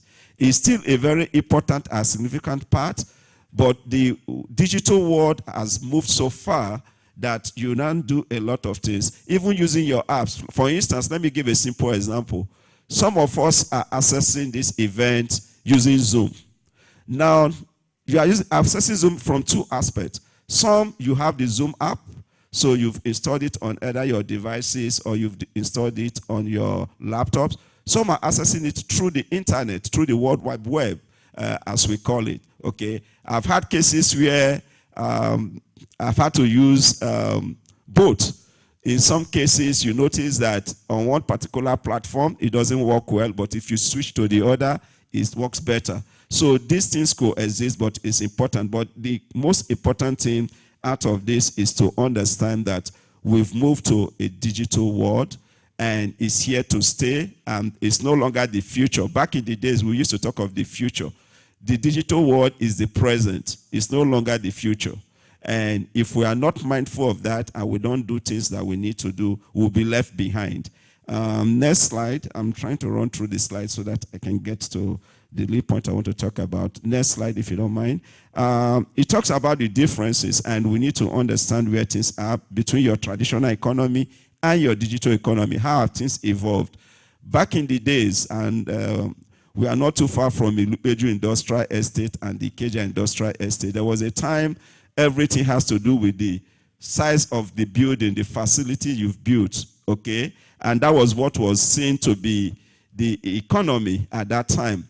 Creation of big factories for manufacturing and the rest of it.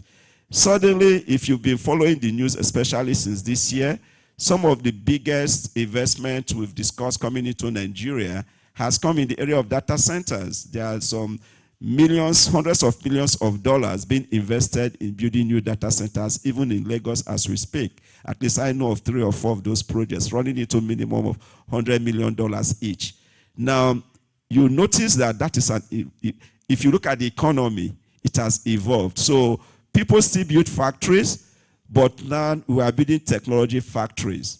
Okay, so gone are the days where you do your brick and mortar. It has gone digital. Back in the days, if you want to buy anything, you have to go to Idumota, Balogu. Now, most of us, I doubt if some of us have visited those markets in a long time, but you still get the same things you traditionally would have done over there just by shopping online. Okay, I know many people that I have not gone to your traditional market for a long, long time. Anything I want to buy, I just go online and it's delivered to me. You pay for it, it's delivered, right? So shopping has also changed. I was talking to somebody, I was talking of newspaper subscription. Back in the days, if you come to my office, you see big piles of newspaper. Every day we buy bunch and bunch and bunch of these papers, right? Today, we don't do that anymore. We've subscribed for the online versions. We've subscribed for business. A lot of this is online. So it's delivered to your mailbox on a daily basis, right? So you've seen all those changes. The same thing with banking. We've gone from traditional, everybody goes stand at the bank just to do stuff, to now e-banking. The same thing with schools, you know, e-learning and the rest of it.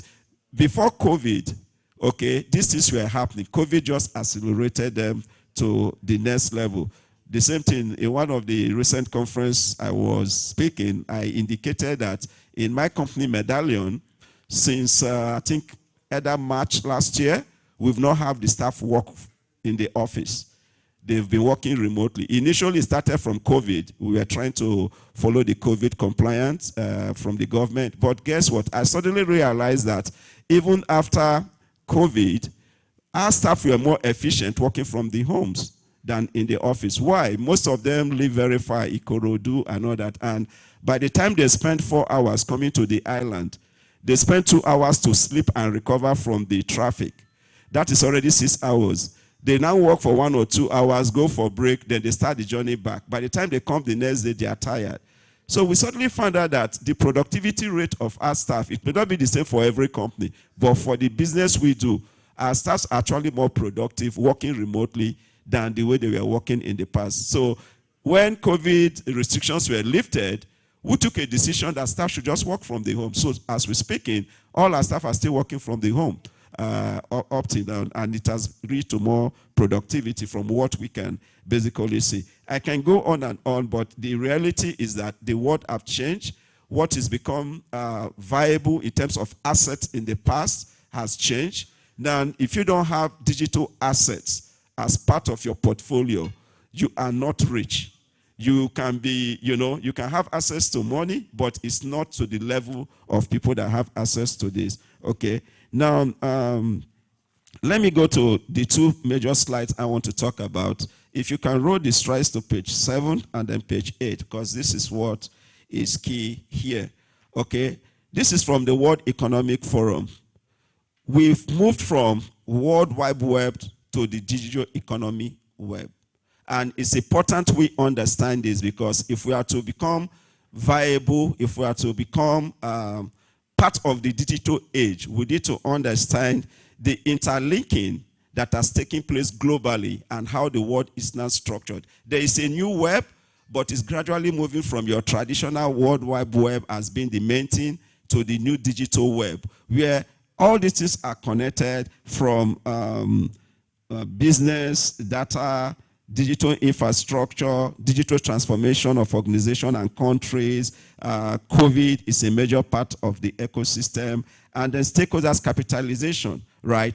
And this is what is called the digital economic value creation. Now, all this is linked together because at the outer rim, you see all the building blocks that creates this new digital economy, and they're all linked together in form of a web. From global health, workforce and employment, human rights, future of healthcare, public finance, data science, you name it. Again, this is very extensive. I won't go into all that. We can talk more a little bit during the panel sections. But the reality is that there is a new web that has been formed, and it is the digital web.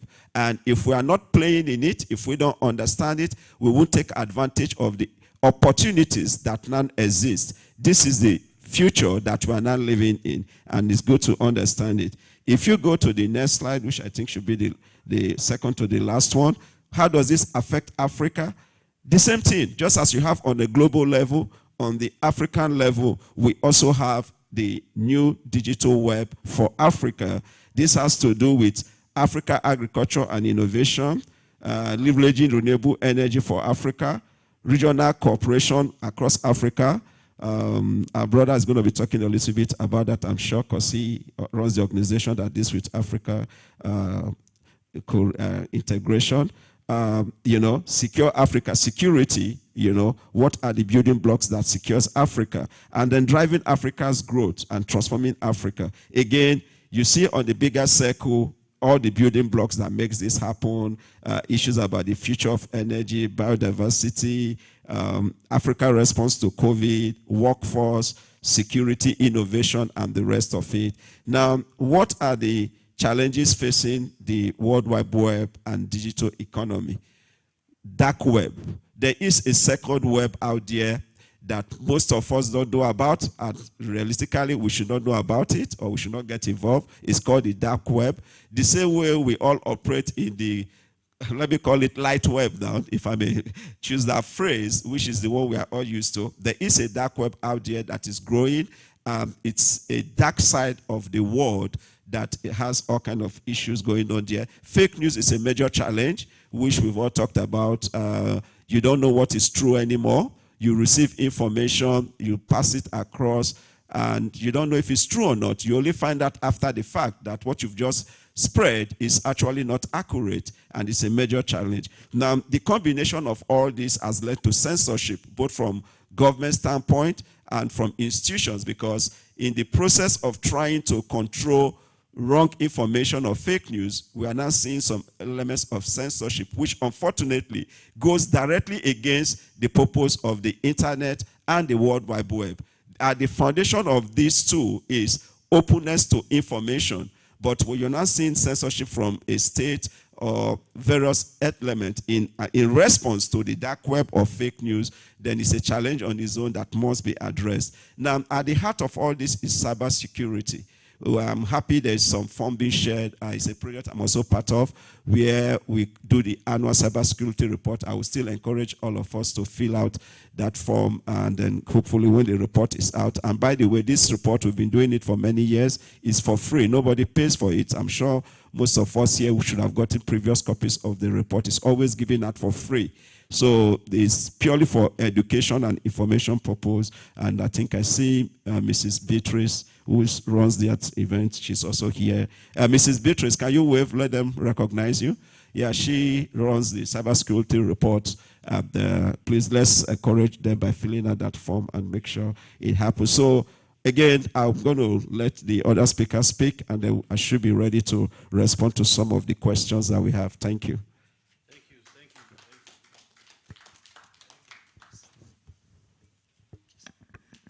Thank you so much. Before we continue, please let me call to the stage Mr. Harrison Oloye. He was not here when he was introduced. Please come to the stage. Can you welcome him, please? Okay, as we are continuing, I want to take one of the contributors, Nena. I want to take her online so that she can make a contribution before we welcome Mr. Ojobo to give us his own presentation. Just very brief because of our time. Is she online? Hello, ma, can you hear us?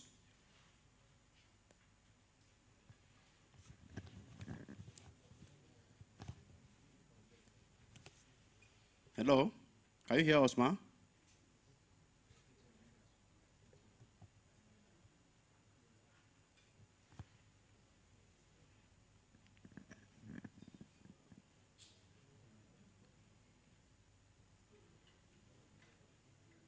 Has she connected with us?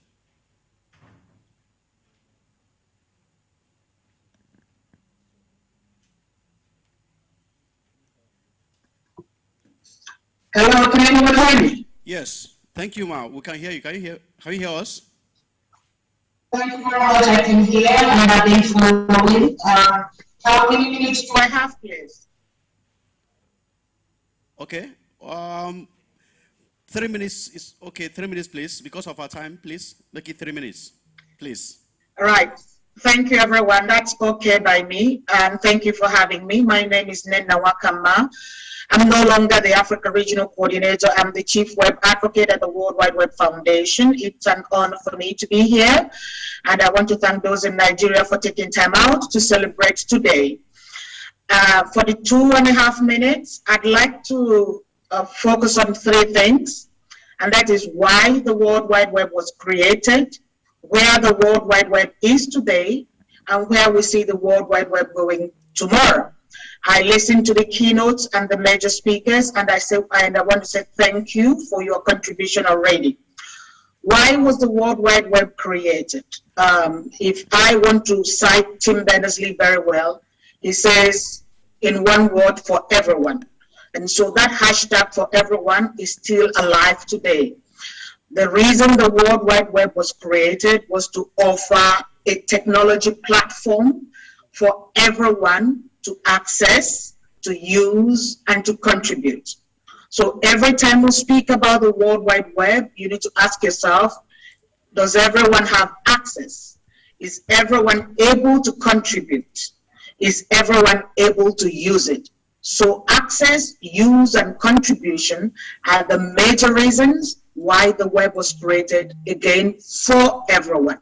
So as long as we don't have everyone connected to the World Wide Web, as long as we don't have everyone able to use it, capacity to use digital technical infrastructure, all of that is part of our concern. And everyone able to contribute, having the skills, having the laws, having the means to contribute. So that's my first thing I want to lay down to everyone listening to us. The reason the World Wide Web was created is for everyone to access it, to use it, and to contribute to it. Where is the World Wide Web today? We have half the population who are online, so we still have a whole lot. But after the pandemic, or during this pandemic we are all in, we've seen that the World Wide Web is no longer luxury, it is a lifeline. If you're not existent on the web today, it's as if you do not exist in reality.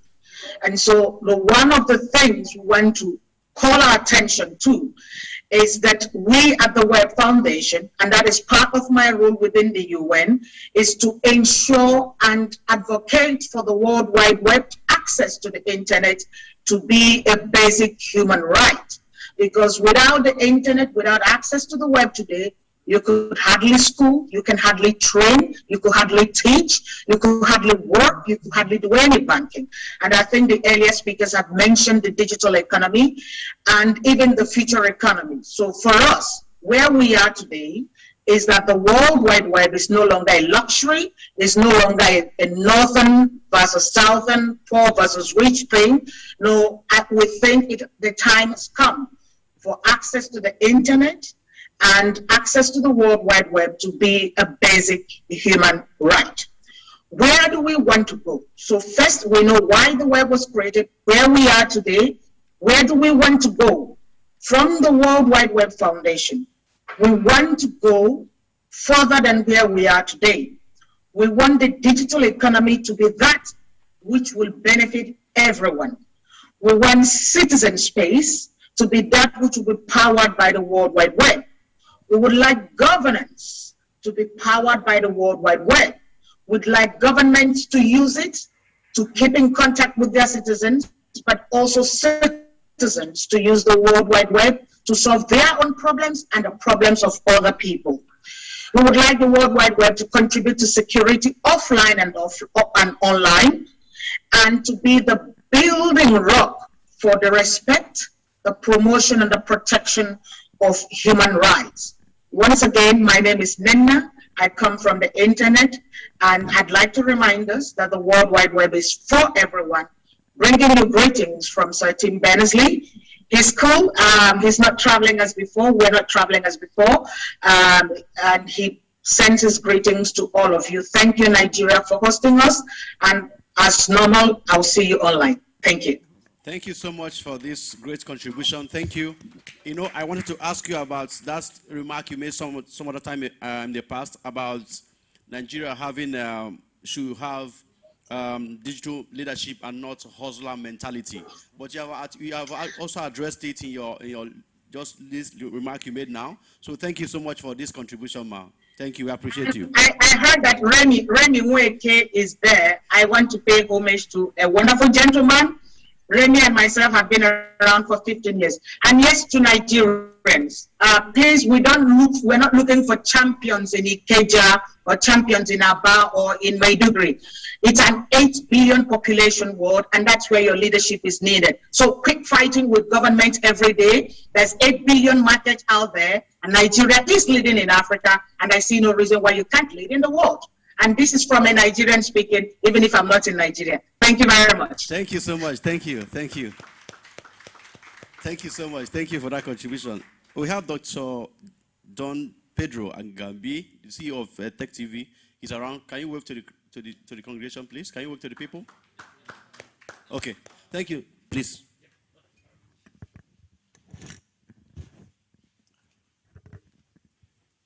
Thank you very much. All protocols duly observed. The last speaker kind of like she probably had a peep into my presentation because most of the things she said kind of tallies with what I have here. And I'm looking at the imperative of digital inclusion in the new African digital economy. It is time for digital equity and digital equality. There is a whole lot of divide. All of the things that we have said here, including the presentation that Engineer Namani made. But there is a huge divide because we are speaking to ourselves here, but there's a huge population that simply don't even understand what we're talking about in this place. And digital equity is that no one should be left behind. Everyone should be pulled up. COVID-19 caught the world unprepared. And then that really shows the importance of information. Information is critical and powerful. A whole lot of people in the rural communities didn't have access to the life-saving information that people that were on the internet were getting. It was still business as usual, no social distancing. People were still going to the rural markets because they didn't have information that actually could save lives. And this shows that there is a big digital divide between the urban areas and the rural areas. Big human digital divide. Divide in terms of access, divide in terms of even devices. Now, 826 million students were out of school in sub-Saharan Africa due to digital divides in distant learning observed during COVID-19 pandemic. 826 million of people in Africa didn't have access at all. No distant learning. Now, globally, 1.5 billion students and 63 million primary and secondary school teachers also didn't have access. So why are we talking about digital inclusion? Only 43% of Africans are on the internet. That's approximately about 590 million of the African population, which is 1.37 billion people. Nigeria has a population of 211.4 million, according to World Internet Statistics, and have the highest number of users in Africa of 154 million, but not the highest internet penetration. Our internet penetration in Nigeria is 73%. Kenya has a population of 54.9 million, but they have an internet penetration of 85.2%, or 46.8 million people.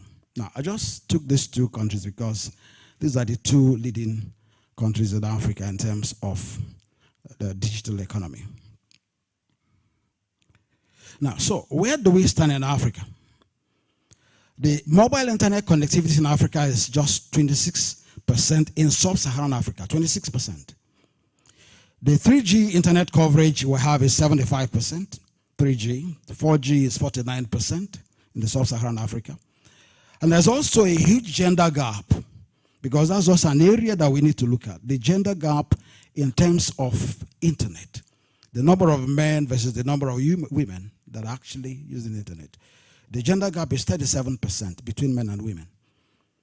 And then also the gap between the urban and the rural in terms of access is 60%. So we're seeing a huge gap here. Then 30% of primary school age girls are out of school in sub-Saharan Africa. Now, 89% of primary school children in sub-Saharan Africa have no access to computers at home. Then 82% have access to the internet. This is according to the World Economic Forum. So, there are 5 critical areas for ICT development that I just want to highlight them quickly. These 5 areas is, number 1 is awareness. People need to be aware by way of information and enlightenment about the capabilities of the internet and what it can do for them. And also aware of where it can be obtained. The number 2 is access. Access is critical. Number 3 is availability. It must be available for people to be able to have access. The number 4 is affordability. Affordability is, now, yes, the service is available, but how many people actually can afford? Now, Nigerians have been talking about price of data, and so the same in other African countries as well. Price of data. How affordable is it? And then the final one is adoption. Now, adoption here is a situation where, and that's part of the things that the African ICT Foundation we're doing, working with regions in Africa, advocating with government agencies to see how ICT can actually be adopted as a way of doing business. You know, they talk about corruption in Africa a lot of times, but the reason for the corruption, the huge corruption, is because of the human interface. There's a lot of human interface in businesses, and that encourages corruption. So we're looking at adoption in terms of in education, adoption in health, adoption in agriculture, adoption in wide areas, so that, you know, businesses can actually begin to take advantage of that. So as we begin to look at access, for instance, we're talking about infrastructure. What is the quality of access?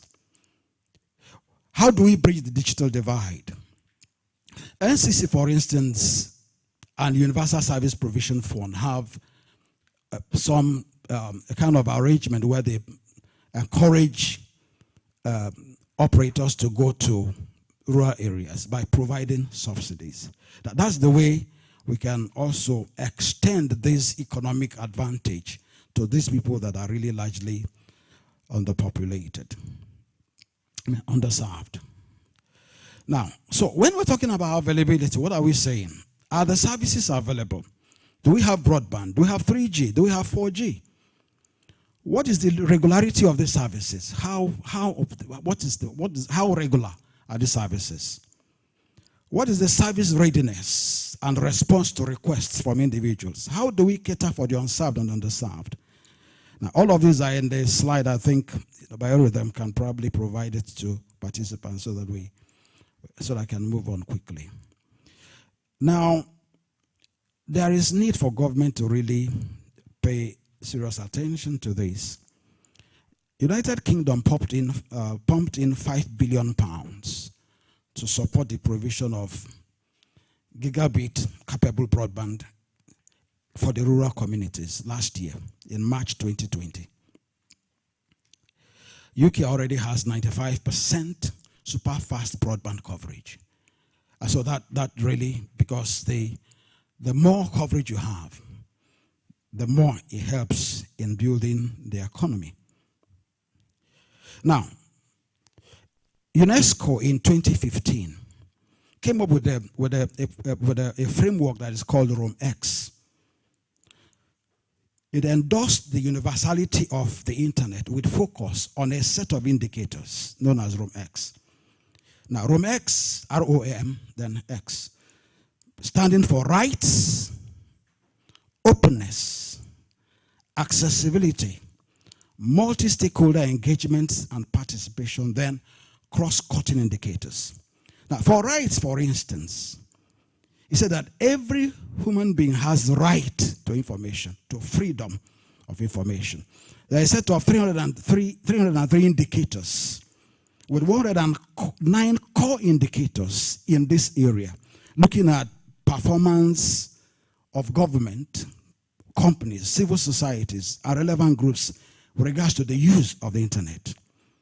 And the rights indicators examines issues such as freedom of expression, censorship issues, restriction on the use of the internet, censorship of online content, population of online users and content providers. Now, the rights indicators is looking at this. So the broad line issues for the indicators include policy and regulatory framework, freedom of expression, rights of access to information, freedom of association and conduct of public affairs.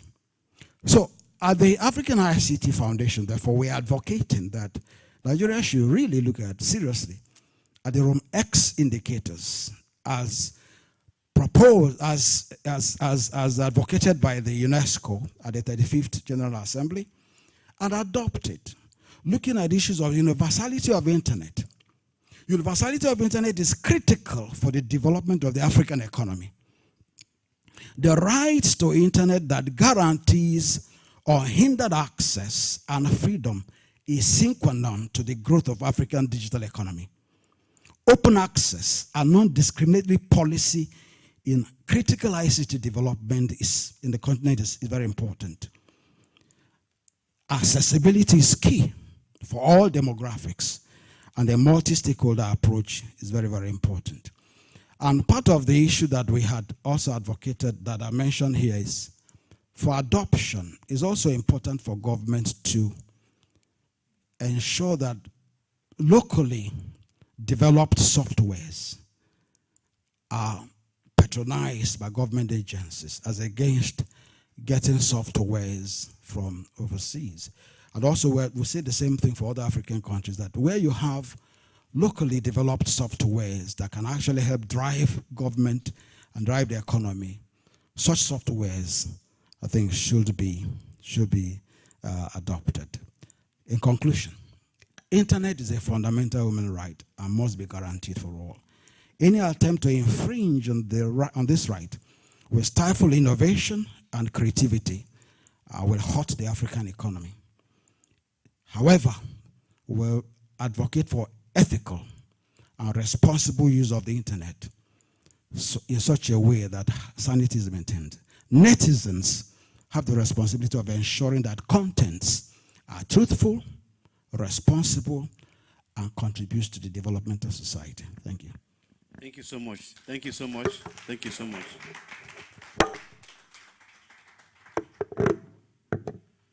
Okay, without wasting our time further, I want to welcome Dr. He's online.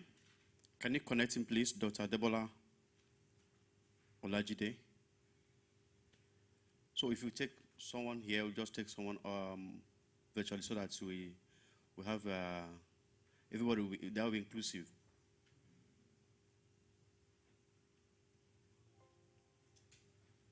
Okay, while we are trying to connect with him, I just want to... Okay, is he on now?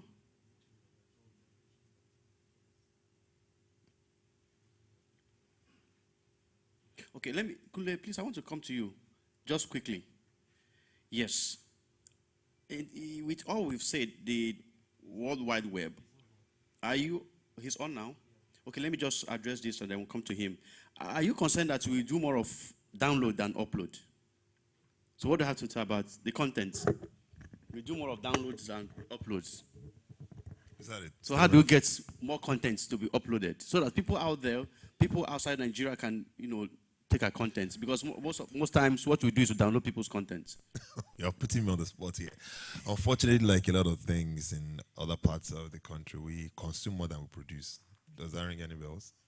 To upload, you need to produce, so we need to produce more, and it takes the knowledge, the skill, and the infrastructure to produce. Thank you so much. Thank you so much for that. Thank you for I'm sorry for putting you on the spot. Okay, so Dr. Are you on, Doc? Are you on? Please speak to us. Dr. Lajid, are you there? Check whether you're muted.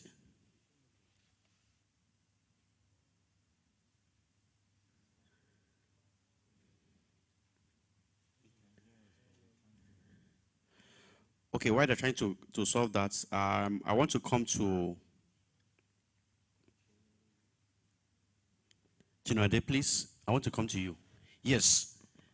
Do you think we are doing enough to empower our youths and women to make the best use of the internet? I ask this question because most often we hear about what people have done, the wrong things people are doing with the internet, but we know that we are doing some good things also. What do you think we need to do, to empower most of our youths and women to make the best use of the internet? Okay, thank you very much. Good afternoon, everyone. Like you said, let me just also admit that we're doing so much already, but we can do even much more. And I'm really appreciative of many women standing up in the space of ICT in recent times to also stand as an encouragement for people that are upcoming. I think many a times the issue we have with the girl child coming into STEM is basically because they don't have people to run to. But by the time we have more women coming into STEM as already made leaders, they have the opportunity is there now to go to people and learn. The girl child is very important, particularly when it comes to the digital economy we're talking about and all. Because as a woman, we have a special room to even carry better ideas. Thank you. Not to sound sentimental. Thank you so much. Thank you so much. Okay, let me come to, is he on now? Hello, say something, sir. Doc, can you hear us? Oh.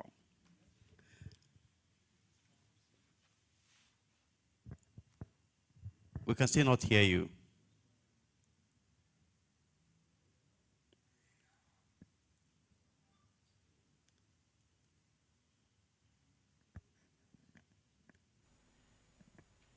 Okay, are you on, sir? I am on. Oh. Okay, we can hear you now. We can hear you. That's good. Thank you so much. Thank you. So, just a few minutes, tell us, what you're discussing about. Just a few minutes, tell us your view about the World Wide Web, especially as it relates to the internet and the telemedicine and e-health, which is the area where you cover very much. Thank you very much, Mr. Moderator. I thank the organizers of CECAD, Dr. Bayero Agabi is a friend way back, and it's good to see him still pushing to see that we bridge the digital divide. While standing on existing protocols, having listened to earlier speakers, I'll be focusing quickly on the health sector, which is how the internet as well as digital technology will create new opportunities as part of the digital economy for Africa. Now we have a subsector of that digital economy which will be known as the digital health economy. And why is that going to be? Population in Africa is over 1 billion people of 16 countries, and most of our citizens still resides in remote areas. And so we usually have challenges of access to quality health services, as well as problems of financing healthcare services.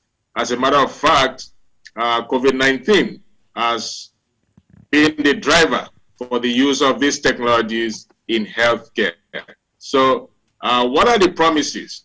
We are talking about 2030 development goals, and we are looking at universal health coverage as a means of providing health services for the vulnerable, for the unreachable populations, whose populations reside over 56% of our population in Africa that lives in these remote areas. 48.6 thereabouts stays in the urban centers where these technologies are available. So the promises is that for us to be able to protect our citizens, for government to provide effective and efficient quality health services that is available, these technologies optimize our revenue increase. Health resources are very scarce. Planning national health system requires a lot of resources, but with this technology now, it is possible to have contributions into the national social health insurances of the various countries, the 16 countries of Africa, and that way you can make a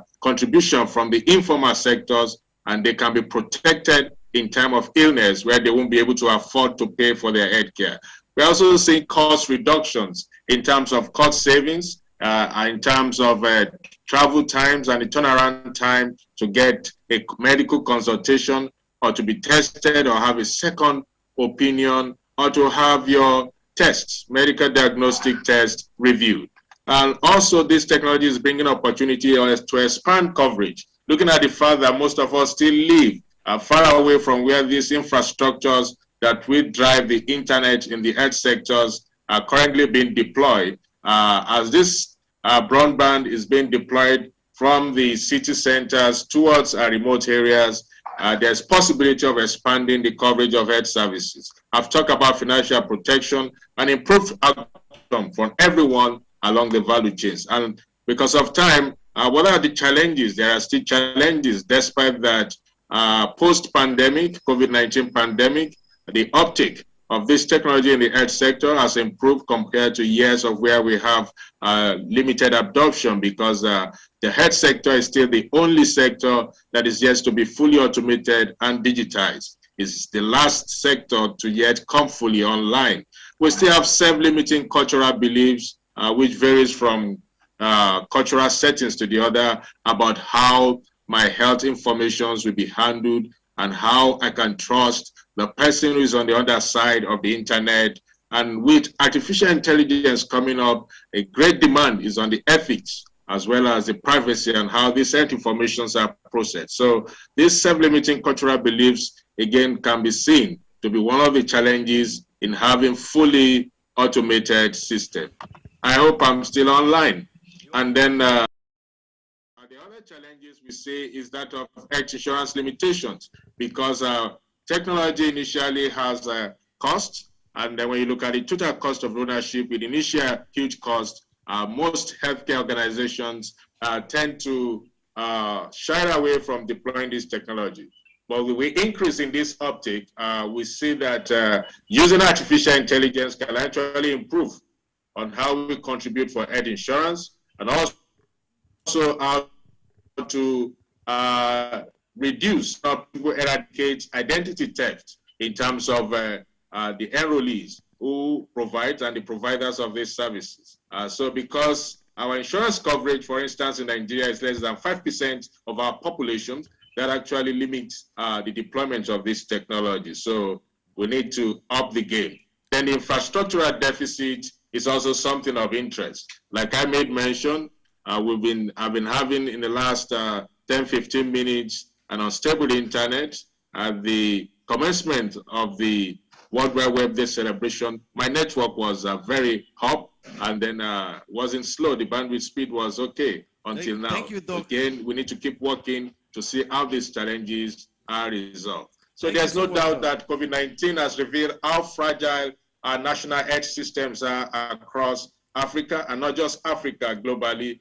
Digital health tools and internet technology provides an opportunity for us to enable and achieve universal health coverage. Thank you very much. It's a privilege for having me to be part of this virtually. Thank you so much, Doc. Thank you so much. I appreciate your contribution, and please stay around, because if there are some questions, we may, call on you also to make contributions. Let me go to Oloye Harrison. One of the things he identified has to do with infrastructure. And as a company that has been in the space of infrastructure provision for the last 15 years, and you've seen it all. You've been in the field, and you have the feel of what is happening out there. So, in your view, what can be done to bring the unserved areas, into the space? While standing on the existing protocols, just like the moderator just said, infrastructure deficit in Nigeria cannot just be quantified just on one day. One of the key things that we've seen what I call a reusal of same technologies. We've seen a situation whereby many a times, I recall we were dealing with one infrastructure. I'm sure the person that did the installation is here. And then we're having issues doing a last mile delivery to a particular site. And this is a tech company, one of the biggest players in the telecoms industry, that we installed an equipment for like 10 years back. And we're still seeing the same infrastructure in this jet age. So definitely they can never have 5G, not in the next 2-3 years, except they have a quick revamp of their infrastructure. I'm talking of just 2 years ago, and then we're using an equipment that was installed 10 years ago. We know companies need to also invest in technologies. Africans need to invest more. You're not going to depend on government to invest on infrastructure when it comes to digital technologies. They can only encourage the sector to invest more. So in my own take, while government is giving the enabling environment for businesses to survive in the ecosystem or the tech space of especially those who are some who are in the infrastructure space, I would like to see a better. We'll see a lot of data centers springing up. I'd like to see a lot of infrastructures being improved upon. There are so many places in Lagos that don't have fiber. I'm talking of Lagos that has it all. There are lots of places. You need to go to Far East, Adamawa. I can tell you, there are places you can't even see 2G. And I can tell you there are places that are still underserved, even unserved.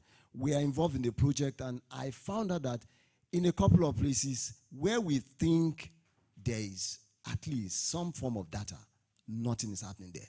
So I know the population, or we'll say, oh, there's we have a lot of we have like over 60 million, 70 million internet users in Nigeria, or more, or 100 and something. But the truth is this: some of us have like 2-3 service providers, and so that calls for that number. So if we want to look at the real users, it's not that same percentage. So I'm seeing a future where companies, I'm talking of the private sector, investing more in infrastructure. And let me tell you one thing: the more you invest in those infrastructure, the more your own economy expands too. Thank you. Thank you so much for that contribution. Thank you. Please, can you connect us to Confidence? So I take one contribution online. While we're getting across to Confidence to make her contribution, let me come to Wale Kalejaye. With what we have seen today, the web,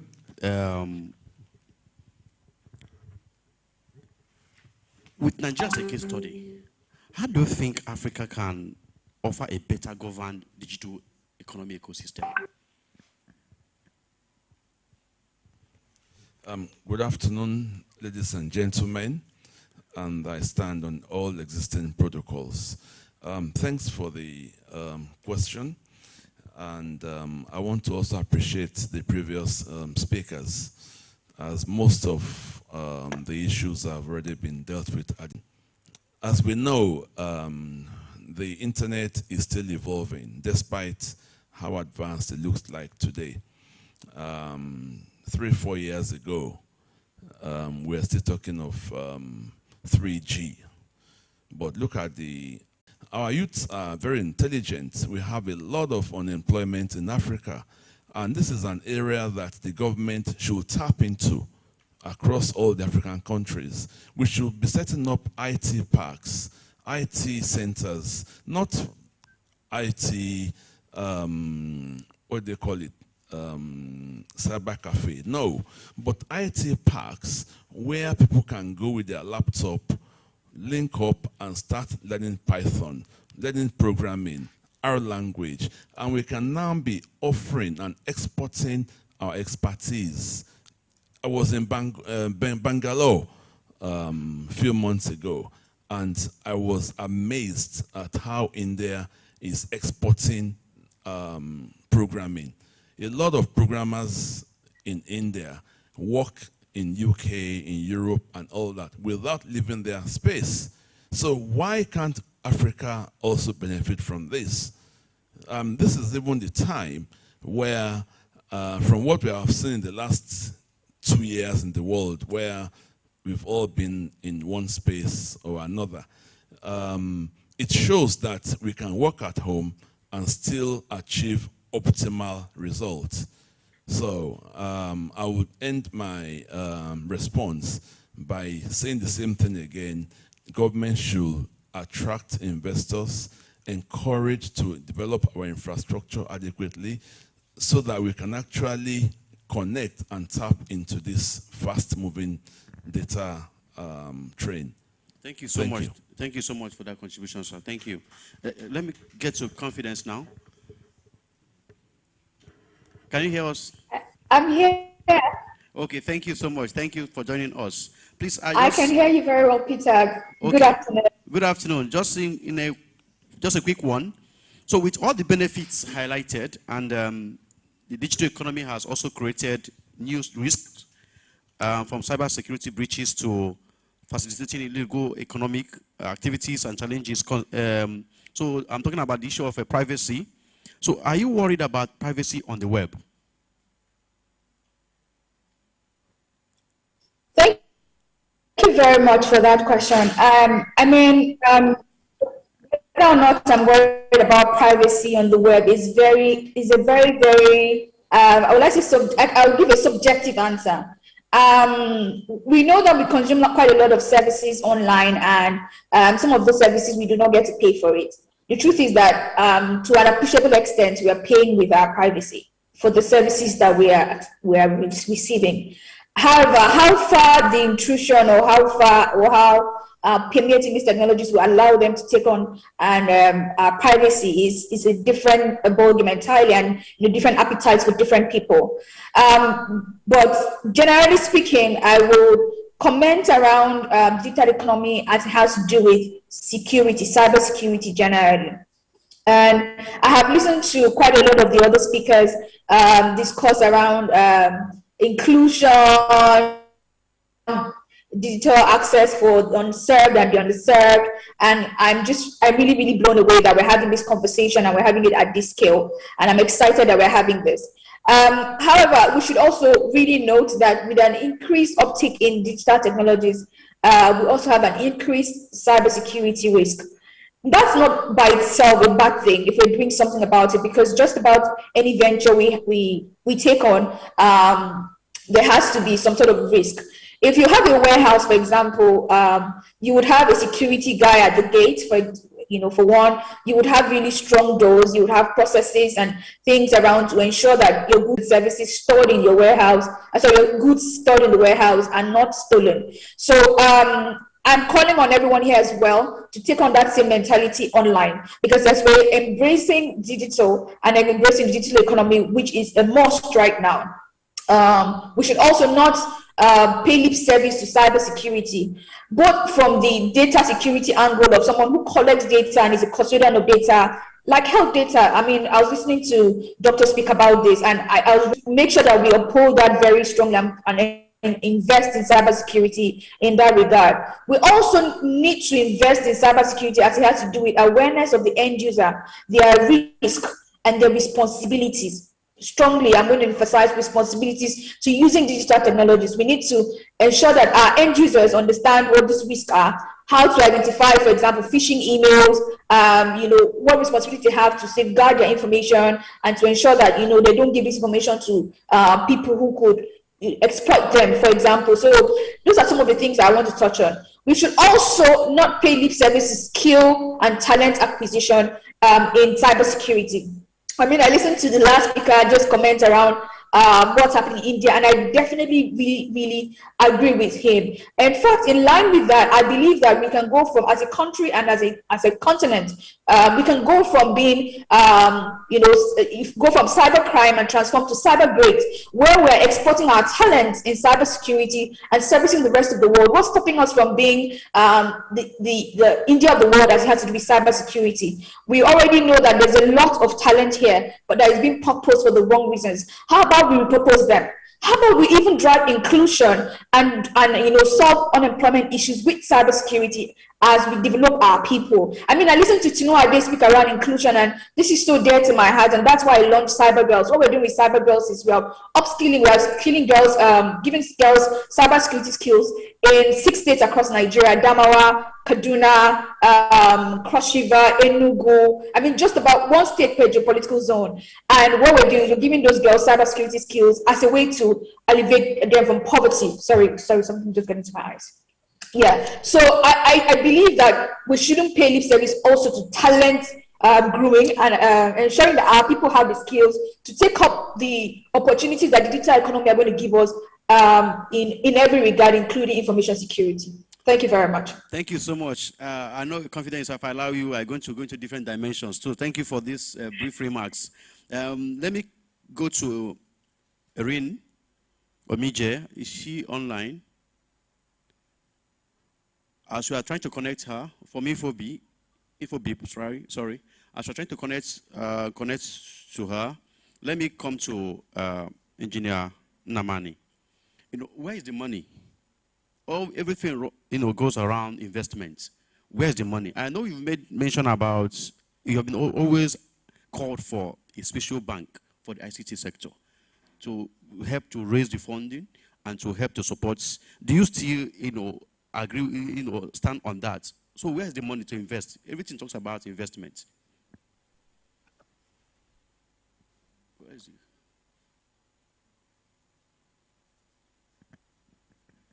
Yeah, thanks. The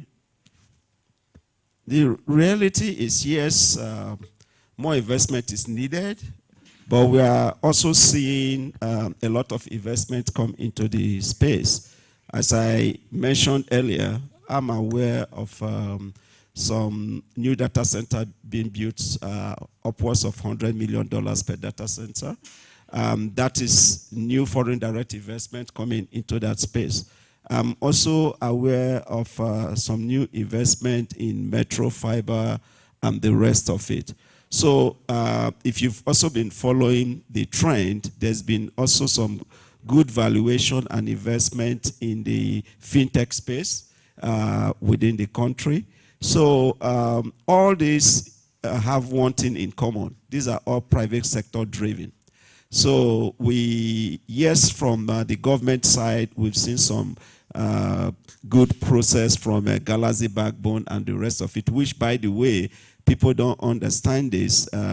It's not even directly funded by the federal government. It's just that there's some off-taking partnership that allows some government agencies to be able to off-take on their infrastructure. So currently, they are also working with the private sector to make sure that the infrastructure they are building is open access, that other private operators can also use it, right? So there is money. The reality is, before now, the approach to access the body has not been ideal. We've also, for a long time, dependent on the traditional banking option, which is depending on the banks to finance you. That has not worked because the banks don't have the right structure for the kind of investment that is needed. You need long-term investment.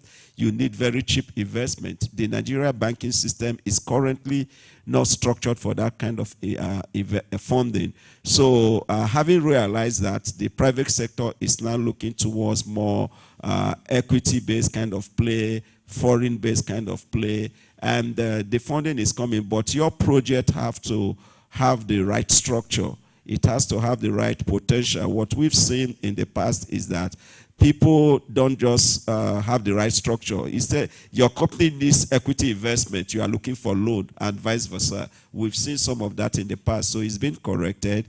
But the opportunity is there. People know that we've got the market, not just within Nigeria, but across the sub-region. People also know that there's good return on investment in this space. So all that drives investment into the space. Thank you, sir. It's still a building block, but sure, the investment is coming. Thank you, sir. Thank you so much, sir, for that contribution. So, that's what we're talking about. We'll improve it. Please, we can't wait for 5G. We can't wait for 5G. So from the audience, please, if you have questions, just put it. I have one or two spaces for questions before we conclude. But as we're waiting for her to come back, probably network will allow her to come back. Let me come to Kunle. So your question now is the incentives. To get young people more engaged in the digital economy, we need incentives. So what are some of those incentives? It's ironic you're asking me that question, because that's what's on virtually anything. Trust me when I say anything. Just for standing and looking at the camera, some people are getting paid. I mean, I don't know what beats that. Now, listen to this. In the last 2 years, okay, between 2019 and 2020, while the whole world was, businesses were crashing, aviation, in the hospitality industry, things were affected. 10 people in the world made roughly $201 million for doing nothing but just putting video on the internet. 10's about $18.7 million. Dollars, oh, I'm not talking naira, please, by the way. So this highest earner on YouTube, guess what? Who makes $29.5 million every year? Is just 9 years old. A 9-year-old boy plays with toys. The father records the video. And this young boy makes almost $30 million a year. The opportunities are vast. Nigerians are hungry. The youths are ready. But again, tying into the question you first asked me, downloads and uploads, we consume more than we produce. Now our nature. But the talents are there. It's just that the infrastructure needs to be there. Electricity needs to be available for me to record the video, edit it, and upload it. For my internet to work. You saw what just happened. World Wide Web just happened to us now, the last speaker. Things like that. When they are taken care of, the opportunities are limitless.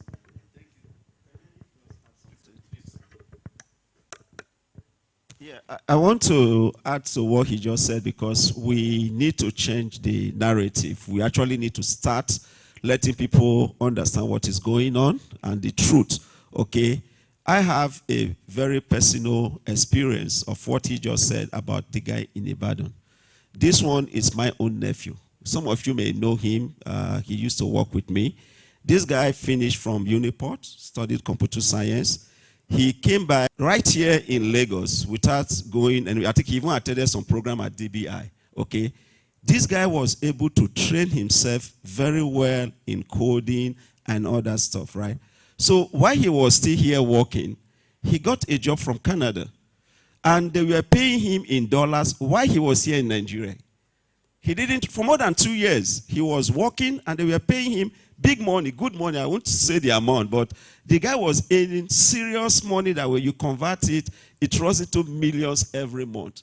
From literally a 6 months training program, he took time. Fairness to him, he gave the effort. He was dedicated.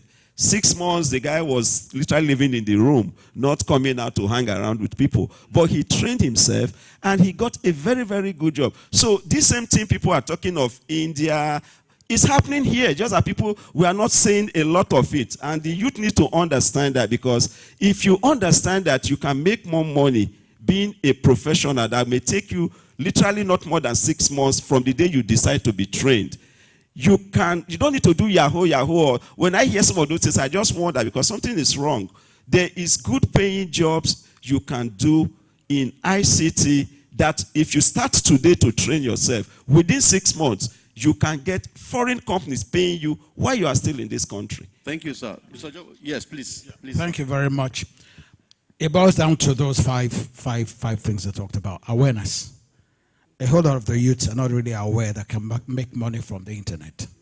So I think the media, they have a responsibility really in terms of letting the people know the capabilities and what is there in everyone in the internet. People are not aware, they don't know. Thank you, sir. Thank you. Please, can you answer? Wale, please. Yes, thank you. I like the facts, like my colleague said, that the media has a role to play in this. Now, I'm going to come from another angle to add to that, and that is to encourage our youths to deviate from usual chatting, snapping pictures, Snapchat, and doing mundane things on social media. People are really making big bucks, impacting lives, posting things, content that are noteworthy, that will be earning good money. So we need to start moving from the traditional use of Facebook, social media, Snapchat, and all that, and start using these things in a very productive and rewarding way. And that is also part of the duty of our media. Time I had the High Commission in my mind, wow. They have the ability to do, but the government, the private sectors, we all need to come together to even do more. Create that enabling environment, and the people will definitely thrive. Thank you. Thank you so much for this session. Thank you. I appreciate everyone who contributed. Government, civil society, academia, the scientific community, and the technology industry must work together to find new solutions and ensure that we get what we want. Thank you so much. I couldn't take questions because of the time, but I appreciate everyone who contributed towards this discussion. And I believe that World Wide Web was celebrating. Over to the presentation of plaques, and then it will be a wrap for today. Peter, please. Bayo, please go to the middle as the man of the match. You could go to the other side. Okay, can we just... okay, yeah. The photographers, are you ready? Are we aligned enough? Do we cut it across? We have much of hardwares in this.